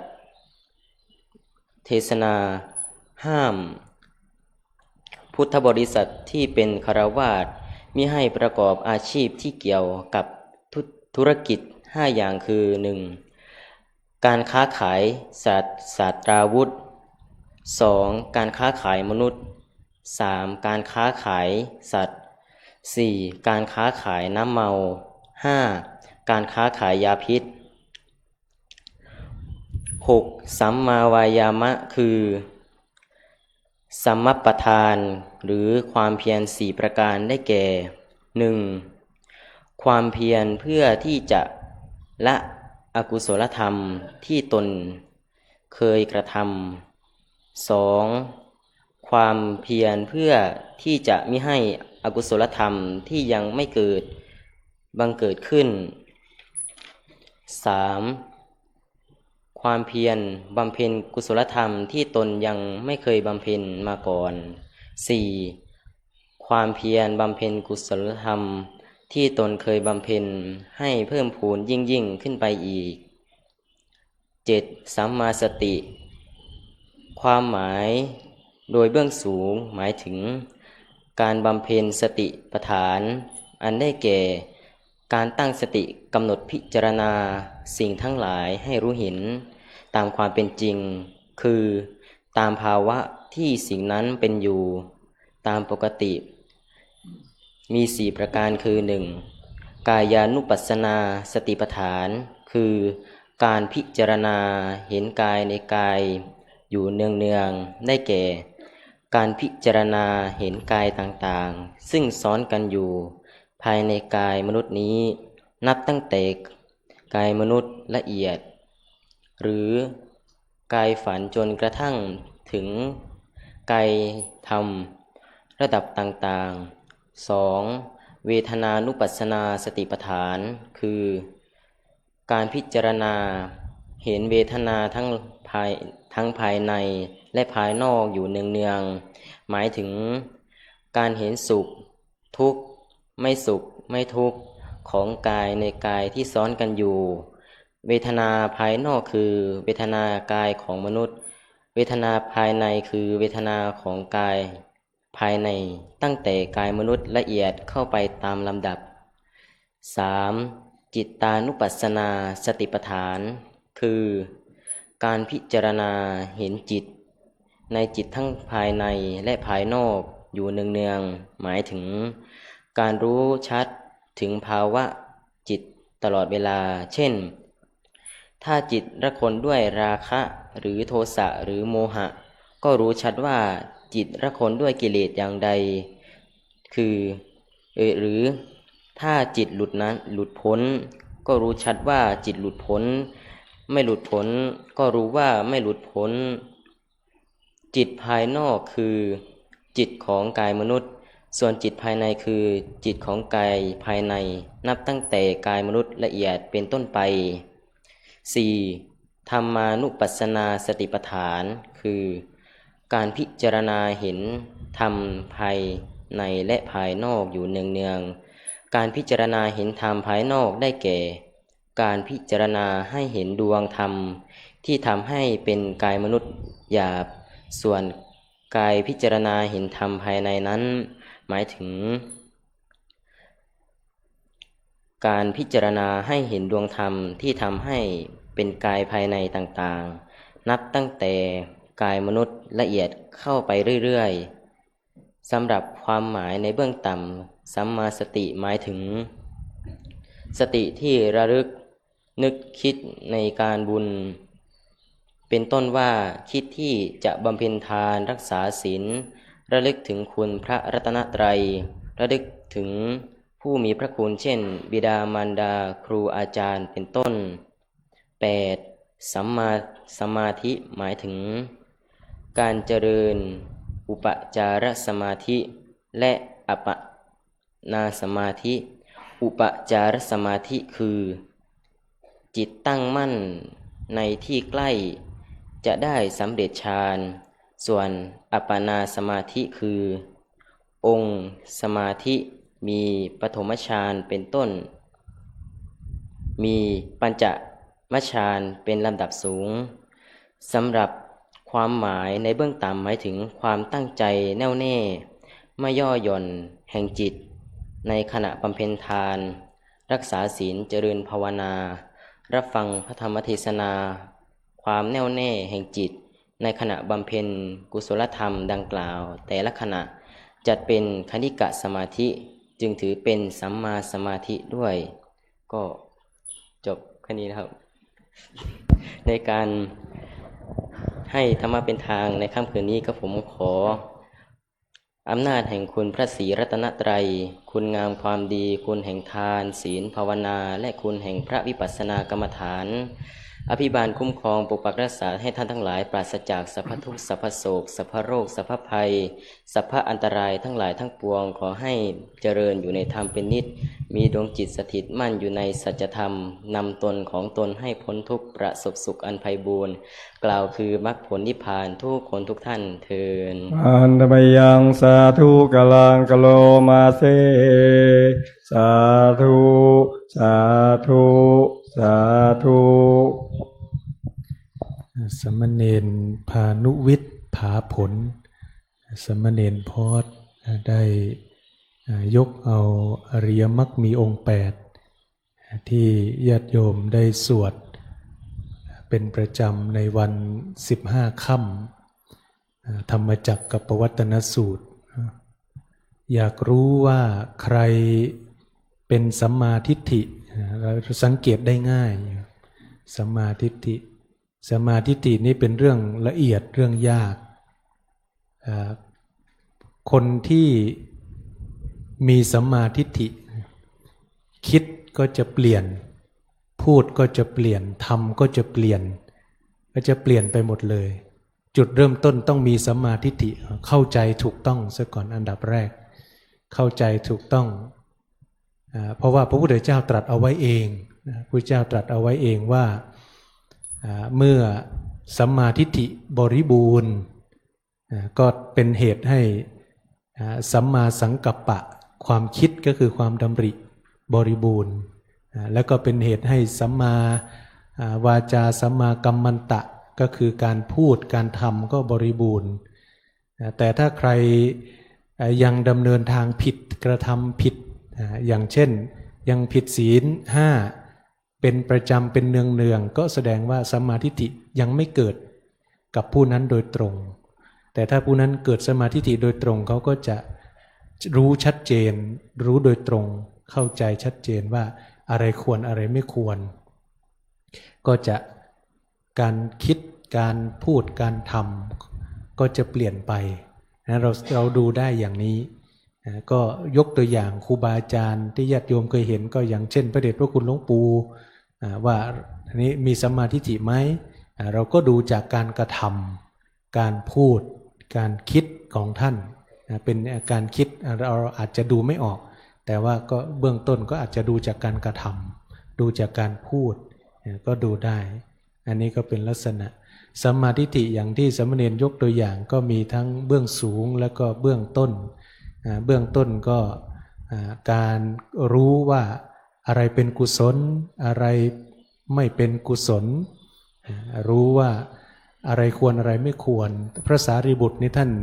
จำแนกไว้ตั้งแต่ศีล 5ไปโยมพระสารีบุตรท่านอธิบายไว้ในปฏิสัมภิธามรรคในเรื่องเกี่ยวกับสัมมาทิฏฐิท่านก็อธิบายไปว่าบุคคลที่เป็นสัมมาทิฏฐิเบื้องต้นก็ได้แก่บุคคลที่มีศีล 5อันนี้ก็ได้ชื่อว่าเป็นสัมมาทิฏฐิเหมือนกันบุคคลที่ปฏิบัติเพื่อความไม่โลภไม่โทสะแล้วก็ไม่โมหะปฏิบัติเพื่อละสิ่งเหล่านี้ก็ได้ชื่อว่าเป็นสัมมาทิฏฐิในเบื้องต้นเช่นเดียวกันอันนี้ก็เป็นสิ่งสำคัญว่าใครมีสัมมาทิฏฐิก็จะดำเนินชีวิตไปได้อย่างถูกต้องสอดคล้องกับหลักธรรมะแต่ถ้าเราขาดสัมมาทิฏฐิก็การคิดก็จะแปลกหมายถึงว่าไม่ถูกร่องรอยของธรรมะการทำการพูดการทำก็จะผิดแผกแตกต่างไปอันนี้เรื่องของอริยมรรคเป็นสิ่งสำคัญหรือบางคนที่คิดถึงการปฏิบัติอย่างเช่นสัมมาสติอย่างเช่นเราปฏิบัติวิปัสสนากรรมฐานในแนวสติปัฏฐาน4สัมมาสติจะเกิดขึ้นได้ ถูกต้องบริบูรณ์ต้องสัมมาทิฏฐิมาก่อนนะโยมไอ้8ข้อเนี่ยตัวแรกเนี่ยสำคัญที่สุดถ้าตัวแรกไม่เกิดอีก7ข้อที่เหลืออย่าไปพูดถึงมันเป็นเรื่องที่เพ้อเจ้อคนพูดก็หรือคนที่อวดอ้างก็ไม่จริงแล้วมันต้องมาตั้งแต่ตัวแรกถ้าตัวแรกถูกตัวที่เหลือถูกหมดถ้าตัวแรกผิดตัวที่เหลือผิดหมดก็คือสัมมาทิฏฐิเข้าใจถูกถ้าเข้าใจถูกคิดถูกพูดถูกทำถูกความเพียรถูกสมาธิถูกสติถูกสัมมาสติสัมมาสมาธิสมาธิถูกมันจะถูกไปหมดทุกข้อเลยแต่ถ้าอันแรกผิดมันก็จะผิดจนถึงอันสุดท้ายเพราะมันเริ่มต้นมาผิดมันก็จะผิดไปตลอดนะก็อันนี้ก็เป็นสิ่งที่เราผู้ปฏิบัติ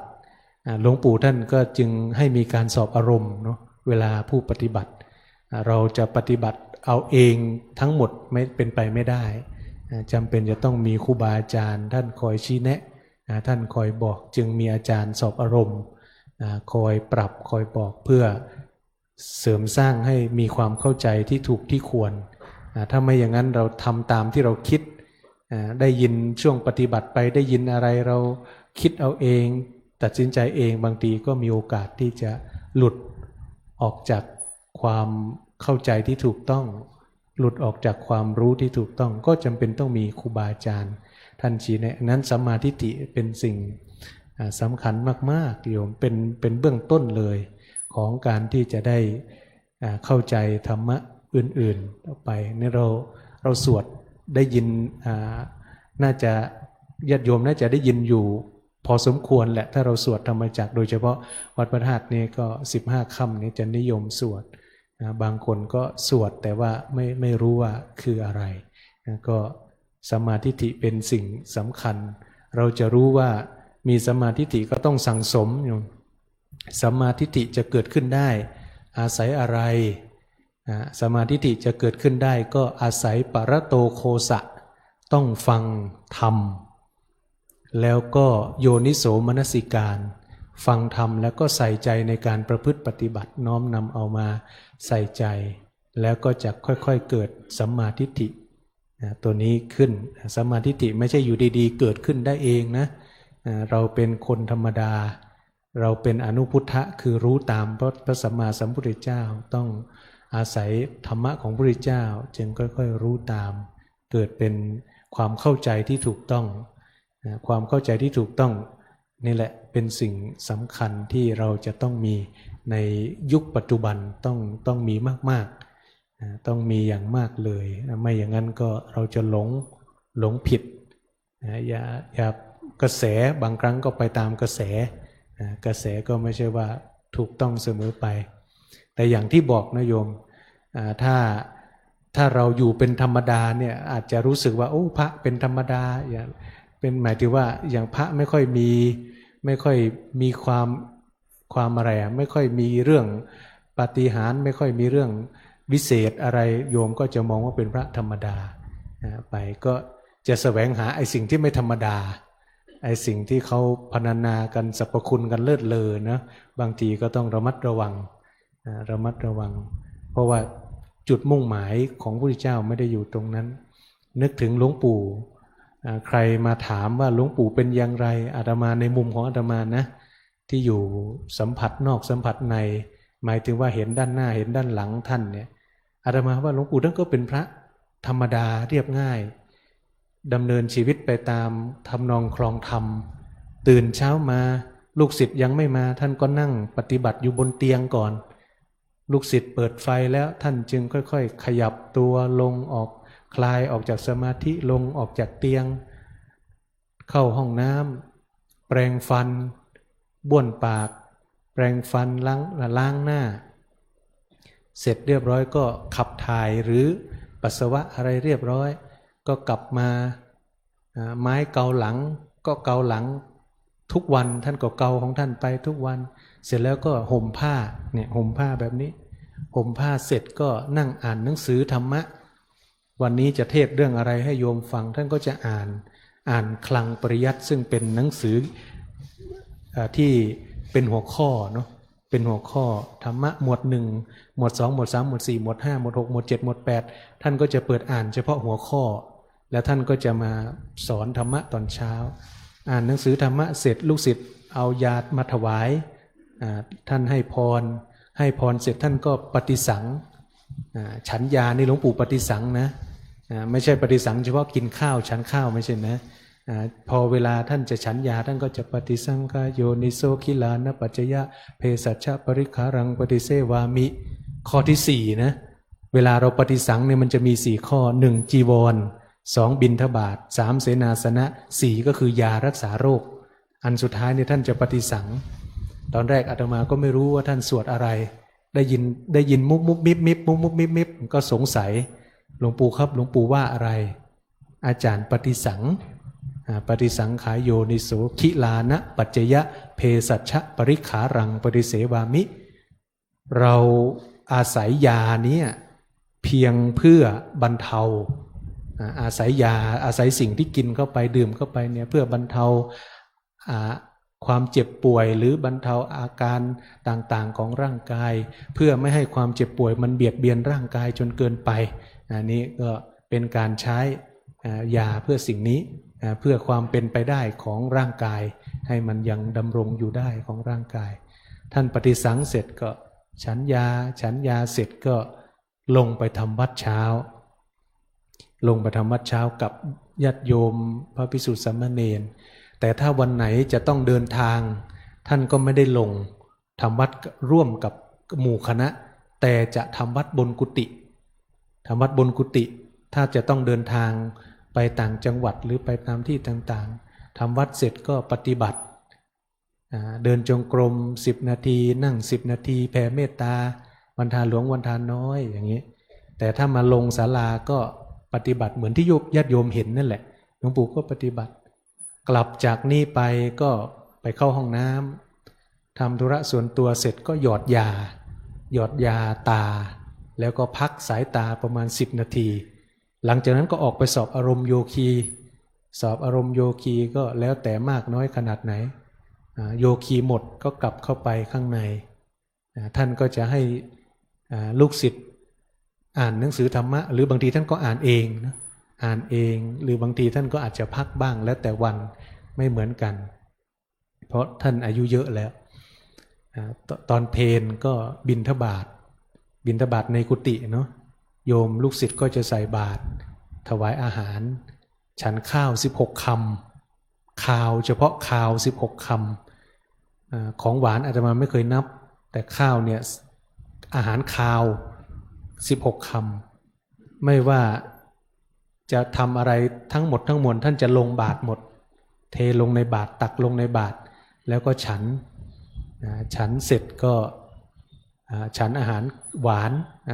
นเสร็จกล้วยน้ำว้านี่1 ลูกแน่นอนยืนพื้นกับน้ำผึ้งเทน้ำผึ้งลงในบาตรเนาะเทน้ำผึ้งลงในบาตรบางครั้งก็ไม่ได้เทแล้วแต่วันเทลงในบาตรแล้วก็ปอกกล้วยแล้วก็ฉันทีละคำฉันกล้วยตามพระวินัยห้ามกัดคำข้าวคือมัน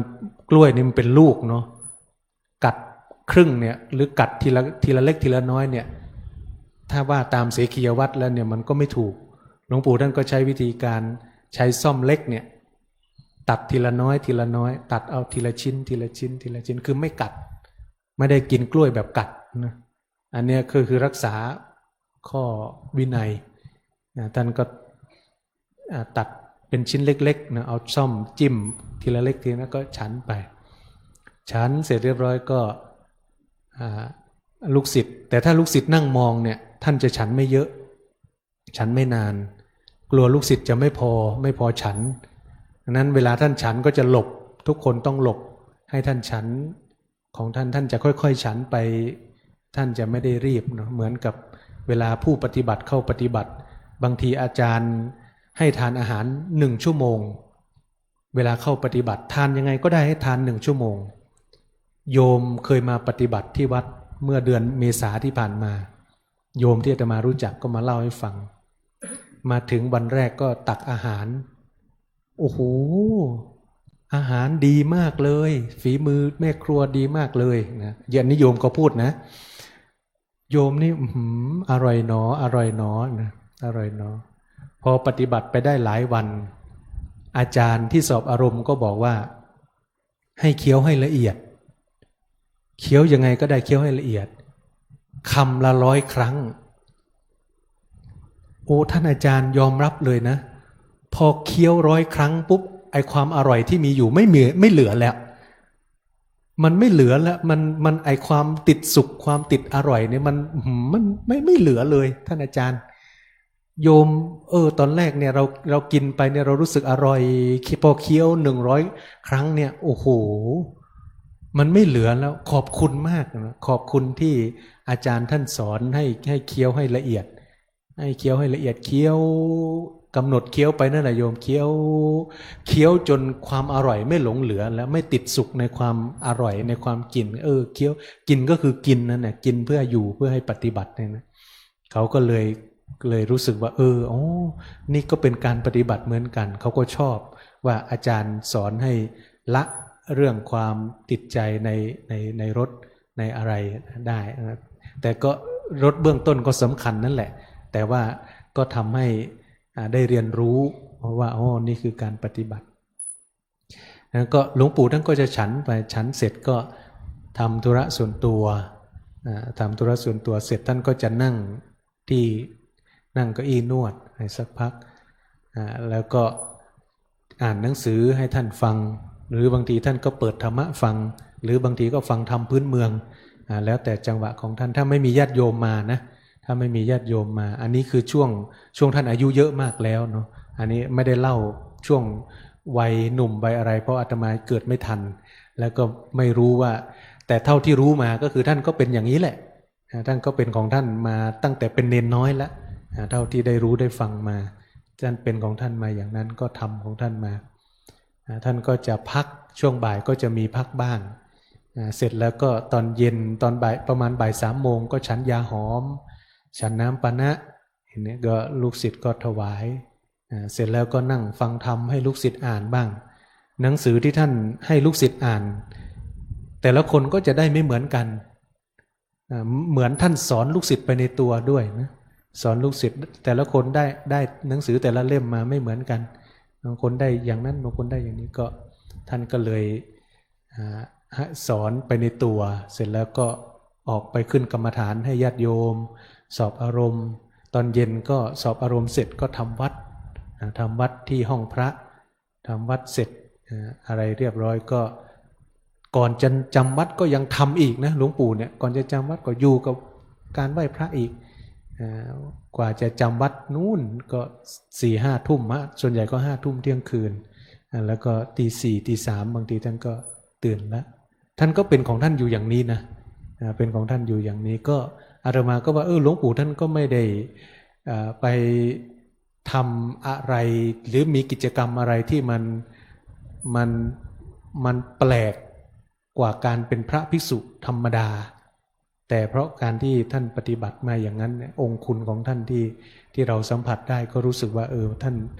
เหมือนจะมีอะไรที่ทำไมท่านรู้ก่อนอะไรอย่างนี้นะแต่เท่าที่อยู่มาก็ท่านก็มีวิถีปฏิบัติของท่านอย่างนั้นแหละไม่ได้ไปทำพิธี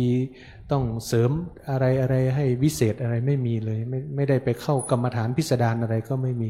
อันนี้ก็เป็นลักษณะว่าชีวิตของท่านเนาะแต่บางทีเราอาจจะอยากหาความแปลกใหม่นะบางทีก็ไปเจออะไรก็ไม่รู้ก็น่าสงสารเหมือนกันญาติโยมอันนี้ก็อาตมาก็พูดได้แต่คำเดียวนะ บุญใครบุญมันกรรมใครกรรมมัน แล้วแต่ว่าเราจะไปเจอใครเนาะไปเจออาจารย์ดีก็ดีไปเจออาจารย์ไม่ดีก็น่ากลัวอยู่พอสมควรอันนี้ก็พูดเสริมไปหน่อยเพราะว่าสามเณรตอนแรกสามเณรแจ้งมาใน Facebook นั่นแหละแต่อาตมาไม่ทันได้ดูว่าเป็นใครเพราะว่าเป็นชื่อแปลกๆก็เลยไม่ได้เปิดดูว่าผมเตรียมมา1-2 นาทีนะครับว่า1-2 นาทีก็นึกว่าเป็นเนนกีตาร์ไม่ใช่เป็นเนนพอดก็ญาติโยมได้ฟังไปอาตมาก็เลยพูดให้มันดึงเวลาไว้สักหน่อยหนึ่งเพราะว่าตอนนี้เพิ่งจะ20:10 กว่านาทีก็ เดี๋ยวเราก็จะได้หลังจากนี้ก็จะได้กล่าวคำบูชาแล้วก็ปฏิบัติบูชาแล้วก็ประทักษิณสืบไปอันนี้ก็ขออนุโมทนากับสามเณรพานุวิทย์ผาผลสามเณรพอดที่ได้ปาฐกถาธรรมให้กับญาติโยมได้สดับรับฟังแล้วก็ขออนุโมทนาบุญกับญาติโยมสาธุชนทุกท่านที่ได้มาร่วมกิจกรรมในวันธรรมสวนะแล้วก็ฝากอีกเรื่องหนึ่งที่อาตมาได้พูดไปเมื่อวันพระที่แล้วก็คือเรื่องปฏิปทาของพระเดชพระคุณหลวงปู่ท่านใดที่มีเรื่องราวความประทับใจธรรมะที่ติดตาตรึงใจหรือเป็นธรรมะที่เปลี่ยนชีวิตของเราที่เราได้รับจากหลวงปู่ก็อยากให้ญาติโยมได้ช่วยแบ่งปันเพื่อเล่าทิ้งไว้ให้คนรุ่นหลังได้มาเพราะโยมสุพรปณิธานสิริกุลเจ้าภาพกฐินปีนี้มีความประสงค์จะพิมพ์หนังสือที่ระลึกเกี่ยวกับงานทอดกฐินพระราชทานแล้วก็อยากจะได้เกี่ยวกับปฏิปทาของพระเดชพระคุณหลวงปู่ไว้เล่าให้คนรุ่นหลังได้รู้ว่าท่านเป็นอย่างไรอยู่อย่างไรปฏิบัติตนอย่างไรหรือญาติโยมที่ได้สัมผัสมาแล้วเรารู้สึกว่าเรานับถือหลวงปู่ด้วยหัวใจเต็มร้อยจริงๆเนี่ยกราบด้วยสนิทใจเพราะเรื่องอะไรที่เราได้สัมผัสท่านมาอาตมาอยากให้ถ้าเขียนได้ก็เขียนถ้าเขียนไม่ได้ก็เล่าให้อาตมาเดี๋ยวอาตมาจะบันทึกเสียงเอาไว้ขออนุญาตบันทึกเสียงแล้วเดี๋ยวจะได้เอาไปถอดเทปเพื่อจัดทำเป็นหนังสือที่ระลึกของงานกฐินปีนี้ก็อยากให้เกิดขึ้นจริงๆโดยใจของอาตมาอีกนิดหนึ่งก็แล้วกันนึกหลวงพ่อชาเนี่ยหลวงพ่อชาสุภัทโทวัดหนองป่าพงเนี่ยท่านเล่าวิธีการเกี่ยวกับการสู้กับเรื่องกามราคะของท่านเนี่ยว่าท่านต้องถึงขั้นต้องถกสบงเดินจงกรมนะโยมต้องถกสบงขึ้นมาเดินจงกรมอยู่ในป่าเดินทั้งคืนน่ะเดินจงกรมทั้งคืนเพราะว่าแล้วปฏิบัติทำไปก็หน้าไม่ออกที่เขามาชอบหลวงพ่อเนี่ยตอนนั้นหลวงพ่อต้องหนีก่อนนะต้องหนีออกจากวัดนี้ก่อนไปอยู่ในป่าแล้วไปปฏิบัติไปแล้วก็ปฏิบัติไปก็เห็นแต่สิ่งนี้แหละเห็นแต่สิ่งนี้หลวงพ่อลงในประวัติของท่านนะแล้วท่านบอกว่าถ้าไม่ลงเนี่ยไม่ต้องพิมพ์ไม่ต้องเขียนนะไม่ต้องแจกนะคือไม่ต้องตีพิมพ์เป็นหนังสือถ้าไม่ลงเรื่องนี้ไม่ต้องพิมพ์คือท่านลงเอาไว้เพราะต้องการให้พระเนรรุ่นหลังรู้ว่าจะต้องมีวิธีอย่างไรถึงจะเอาชนะสิ่งเหล่านี้ได้หรือจะบรรเทาสิ่งเหล่านี้ได้ต้องทำอย่างไรเนี่ยท่านลงเอาไว้เป็นตัวอย่างถ้าหลวงพ่อชาไม่พูดเอาไว้ไม่เล่าเอาไว้และลูกศิษย์ไม่ตีพิมพ์เนี่ยคนรุ่นหลังก็ไม่รู้อาตมาซึ่งไม่ได้ไปสัมผัสหลวงพ่อชาก็ไม่รู้อย่างคนรุ่นหลังญาติโยมรุ่นหลังพระเนรรุ่นหลังไม่ได้สัมผัสหลวงปู่เนี่ยถ้าเราไม่เล่าไว้เนี่ยเราก็ไม่รู้นะว่าครูบาอาจารย์ท่านต่อสู้ยังไงหลวงปู่นี่ถึงขั้นกลางร่มนะโยมผู้หญิงจะบุกเข้ากุฏินะช่วยเฮาจิ้มกลางร่มบังโยมแล้วนะไอ้นั้นก็จะบุกเข้ามาจะเข้าให้ถึงตัวให้ได้สมัยท่านเป็นพระหนุ่มนะสมัยเป็นพระหนุ่มท่านก็ไปไม่เกี่ยวกับรูปร่างหน้าตาเสมอไปนะโยมแต่บทคนจะชอบมันก็คือคนชอบนะโยมบทคนจะชอบก็คือคนชอบแต่ว่าครูบาอาจารย์ก็ผ่านพ้นมาได้อะไรหลายสิ่งหลายอย่างนี่แหละอาตมาจึงอยากทำให้หนังสือเล่มนี้เกิดขึ้นเป็นจริงเป็นจังเอาละอันนี้ก็ฝากไว้เพียงแต่นี้ก็ขออนุโมทนาบุญทุกท่านขอให้ทุกท่านได้เจริญในธรรมเป็นนิจมีดวงจิตสถิตมั่นอยู่ในสัจธรรมนำตนของตนให้พ้นทุกข์ประสบสุขอันไพบูรณ์กล่าวคือมรรคผลนิพพานทุกท่านเทินสาธุ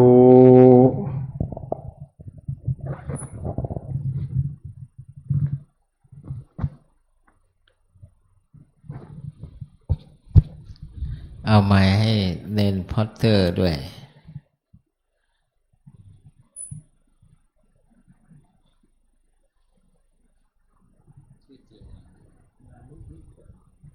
สามเณรพานุวิทย์ประเรียนสามประโยค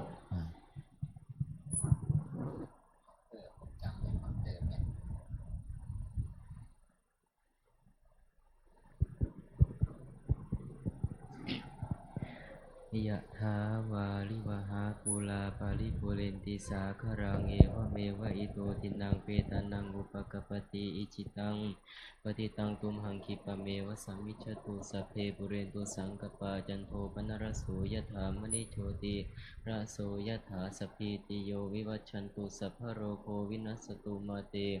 ภวัตวันตรายโยสุขีติขายุโกภวะอภิวาทนาสีริสนิจังวุธาปจายโนจัตตารโอธรรมาวัฏันติอายุวันโนสุขังพระลัง สาธุสาธุ พ่อจะ สาธุ ให้พรน้ำปนะ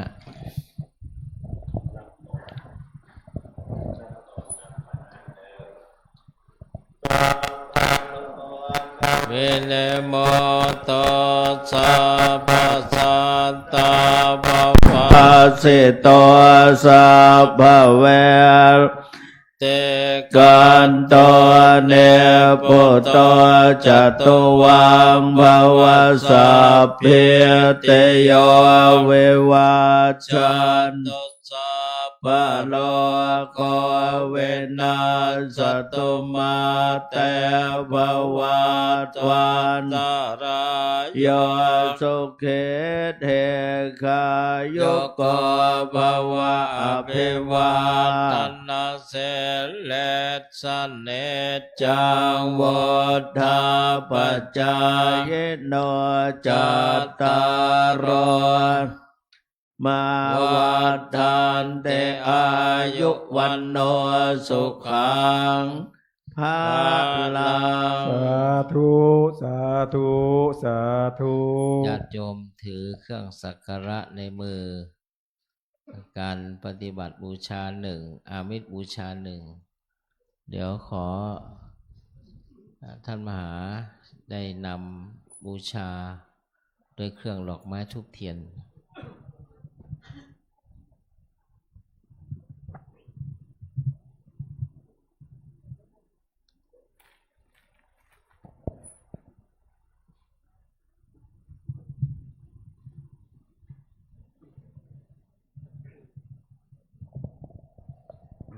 ขอโอกาสนำกล่าวคำบูชา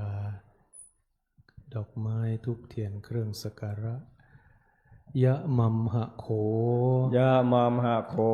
มะยัง มายัง ภคะวันตัง ภะคะวันตัง สรนังคตา สารนังคาตา เราเป็นผู้ถึง เราเป็นผู้ถึง พระผู้มีพระภาคเจ้า พระผู้มีพระภาคเจ้า พระองค์ใด พระองค์ใด ว่าเป็นสรณะ ว่าเป็นสรณะ โยโนภควาสัทธา โยโนภควาสัทธา พระผู้มีพระภาคเจ้า พระผู้มีพระภาคเจ้า พระองค์ใด พระองค์ใด เป็นศาสดาของเรา เป็นศาสดาของเรา ยสจะมะยัง ยาสัจจะมะยัง ภควะโตธัมมัง ภควะโตธัมมัง โรเจมะ โรเจมะ และเราชอบใจ แลเราชอบใจ ธรรมของพระผู้มีพระภาคเจ้า ธรรมของพระผู้มีพระภาคเจ้า พระองค์ใด พระองค์ใด อิเมหิ อิเมหิ สการเรหิ สการเรหิ ตังภควันตัง ตังภควันตัง สะธัมมัง สะธัมมัง สะสังฆัง สะสังฆัง อภิปูชยามะ อาภิปูชยามะ เราตั้งใจบูชา เราตั้งใจบูชา พระผู้มีพระภาคเจ้า พระผู้มีพระภาคเจ้า พระองค์นั้น พระองค์นั้น พร้อมทั้งพระธรรม พร้อมทางพระธรรม พร้อมทั้งพระสงฆ์ พร้อมทางพระสงฆ์ ด้วยเครื่องสักการะ ด้วยเครื่องสักการะ ทั้งหลายเหล่านี้ ทั้งหลายเหล่านี้ อิมินาสการเรนะตังพุทธังอภิปูชยามะอิมินาสการเรนะตังธัมมังอภิปูชยามะอิมินาสการเรนะตังสังฆังอภิปูชยามะอะระหังสัมมาสัมพุทโธภะคะวาพุทธังภะคะวัน อภิวาเทมิสุวาคาโตภะคะวตาธัมโมธัมมังนัมมสสามิสุปฏิปันโนภะคะวะโตอะวะกสังโฆสังฆังนามามิอันนมยังพุทธัสสะภะคะวะโตปุพพาคณมกะรังกะโรมาเสนะโมตัสสะภะคะวะโตอะระหะโตสัมมาพุทธัสสะนะโม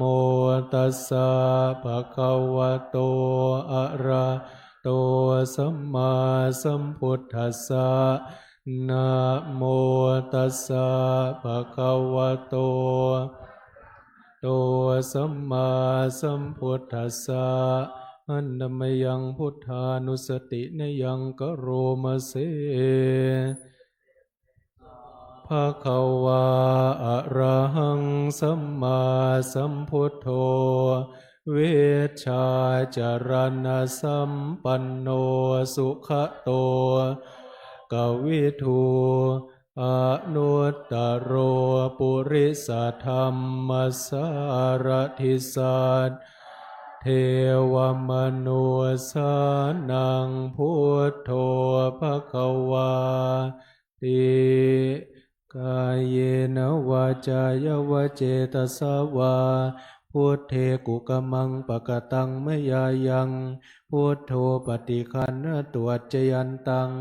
กาลันตะเรสังวริตุงวะพุทเทอันนมยังธรรมานุสตินยังกะโรมเสภะคะวะตาธัมโมสันทิฏฐิโกอะกาลิโกเอหิสิโกโอปัญญิโกปัจจตังเวทิตาโพโยหิติกายเยนวาจายวเจตสวาธัมเมกุกมังปะกตังมยายังธัมโมปฏิคันหตวจจยันตังกาลันตะเรสังวริตุงวะธัมเมอันนมยังสังขานุสตินยังกะโรมเสภะคะวะโตสาวกสังโฆอุชุปฏิปันโนภะคะวะโตอาวกสังโฆยายาปฏิปันโน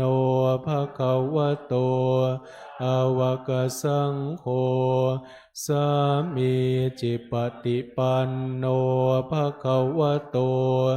อาวกสังโฆยะทิทังจัตตาริปุริสยุคานิทาปุริสปุคลาเอสะภะคะวะโตสาวกสังโฆอา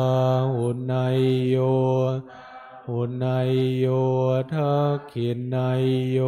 อัญชะกรณิโยอนุตตรังโลกัสสาติกายเยนวาจายวเจตสวาสังเคกุกมังปะกตังมยายังสังโฆปฏิคันหตวจจยันตังกาลันตะเรสังวริตุงวสังเคอารัธนาและเรียนเชิญกราบสติปัฏฐานเจริญจิตตภาวนาเป็นระยะเวลา10 นาทีนะครับ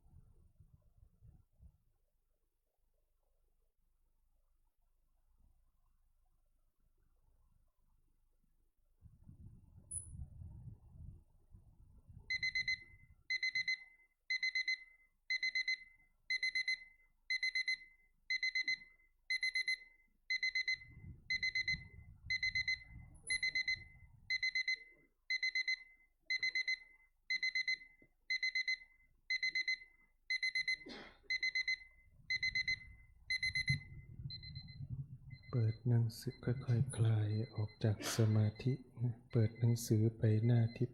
8กรวดน้ำแบบพื้นเมืองอิตังตานากัมมังนิปปานาปัจจยโยโหตุโนเนจังอิศีลกัมมังนิปปานาปัจจยโยโหตุเนจังอิตังภาวนากัมมังนิปปานาจยโยโหตุโนเนจังยังกินเจกุสาลังตัพพังกัมมังสัพเพหิเฮกตังปุญญังโนอนุโมดันตุสุนันตุพนโตเยเตวอัสสมิงทานเนอธิกาตาธิกายุกาสะหุนตุสัพพสัตตา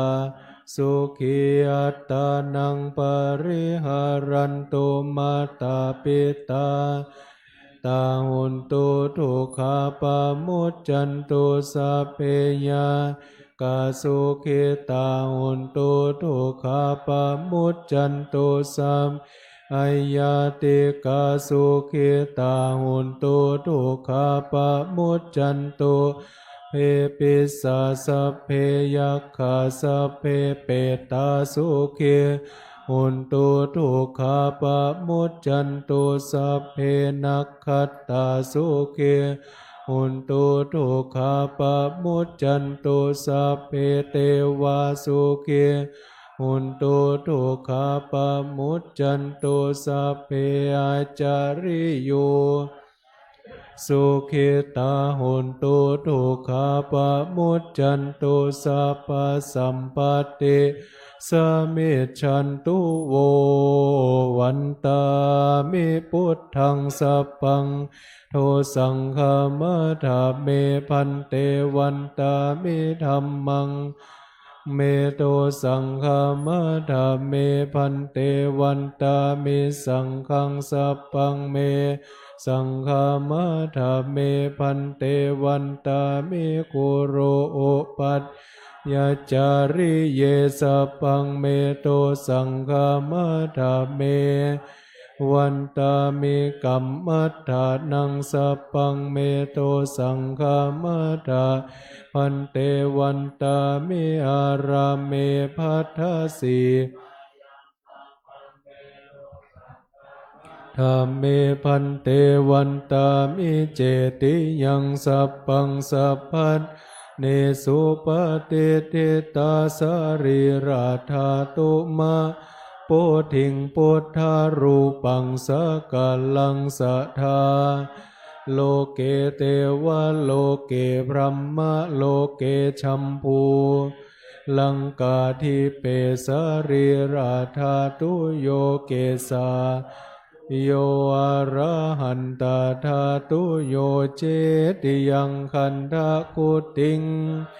ราสิติสหเสธัมมคันเทสเปสังทาเจติยังอหังวันตามิพระโสกรา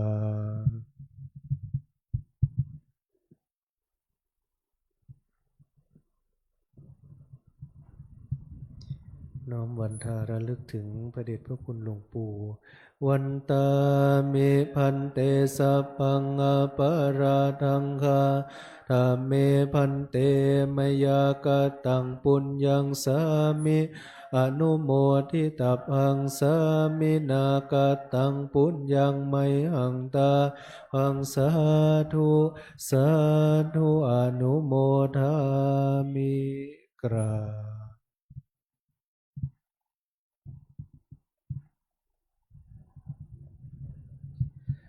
รังสัมมาสัมพุทโธภควาพุทธังภควันอภิวาเทมิสวากขาโตภควตาธัมโมธัมมังนัมมัสสามิสุปฏิปันโนภควโตสาวกสังโฆสังฆังนามามิ น้อมวันทาพระเดชพระคุณหลวงพ่อเจ้าวาดอีกครั้งหนึ่งนะครับ วันตามิพันเตสัพพังอปาราทังกาธรรมเมพันเตมยากตังปุญญังสามิอนุโมทิตพังสามินากตังปุญญังไมหังตาพังสาธุสาธุอนุโมทามิ จัตตาโลธรรมาวัฏันติอายุวันโนสุขังพระลัง สาธุ สาธุ สาธุ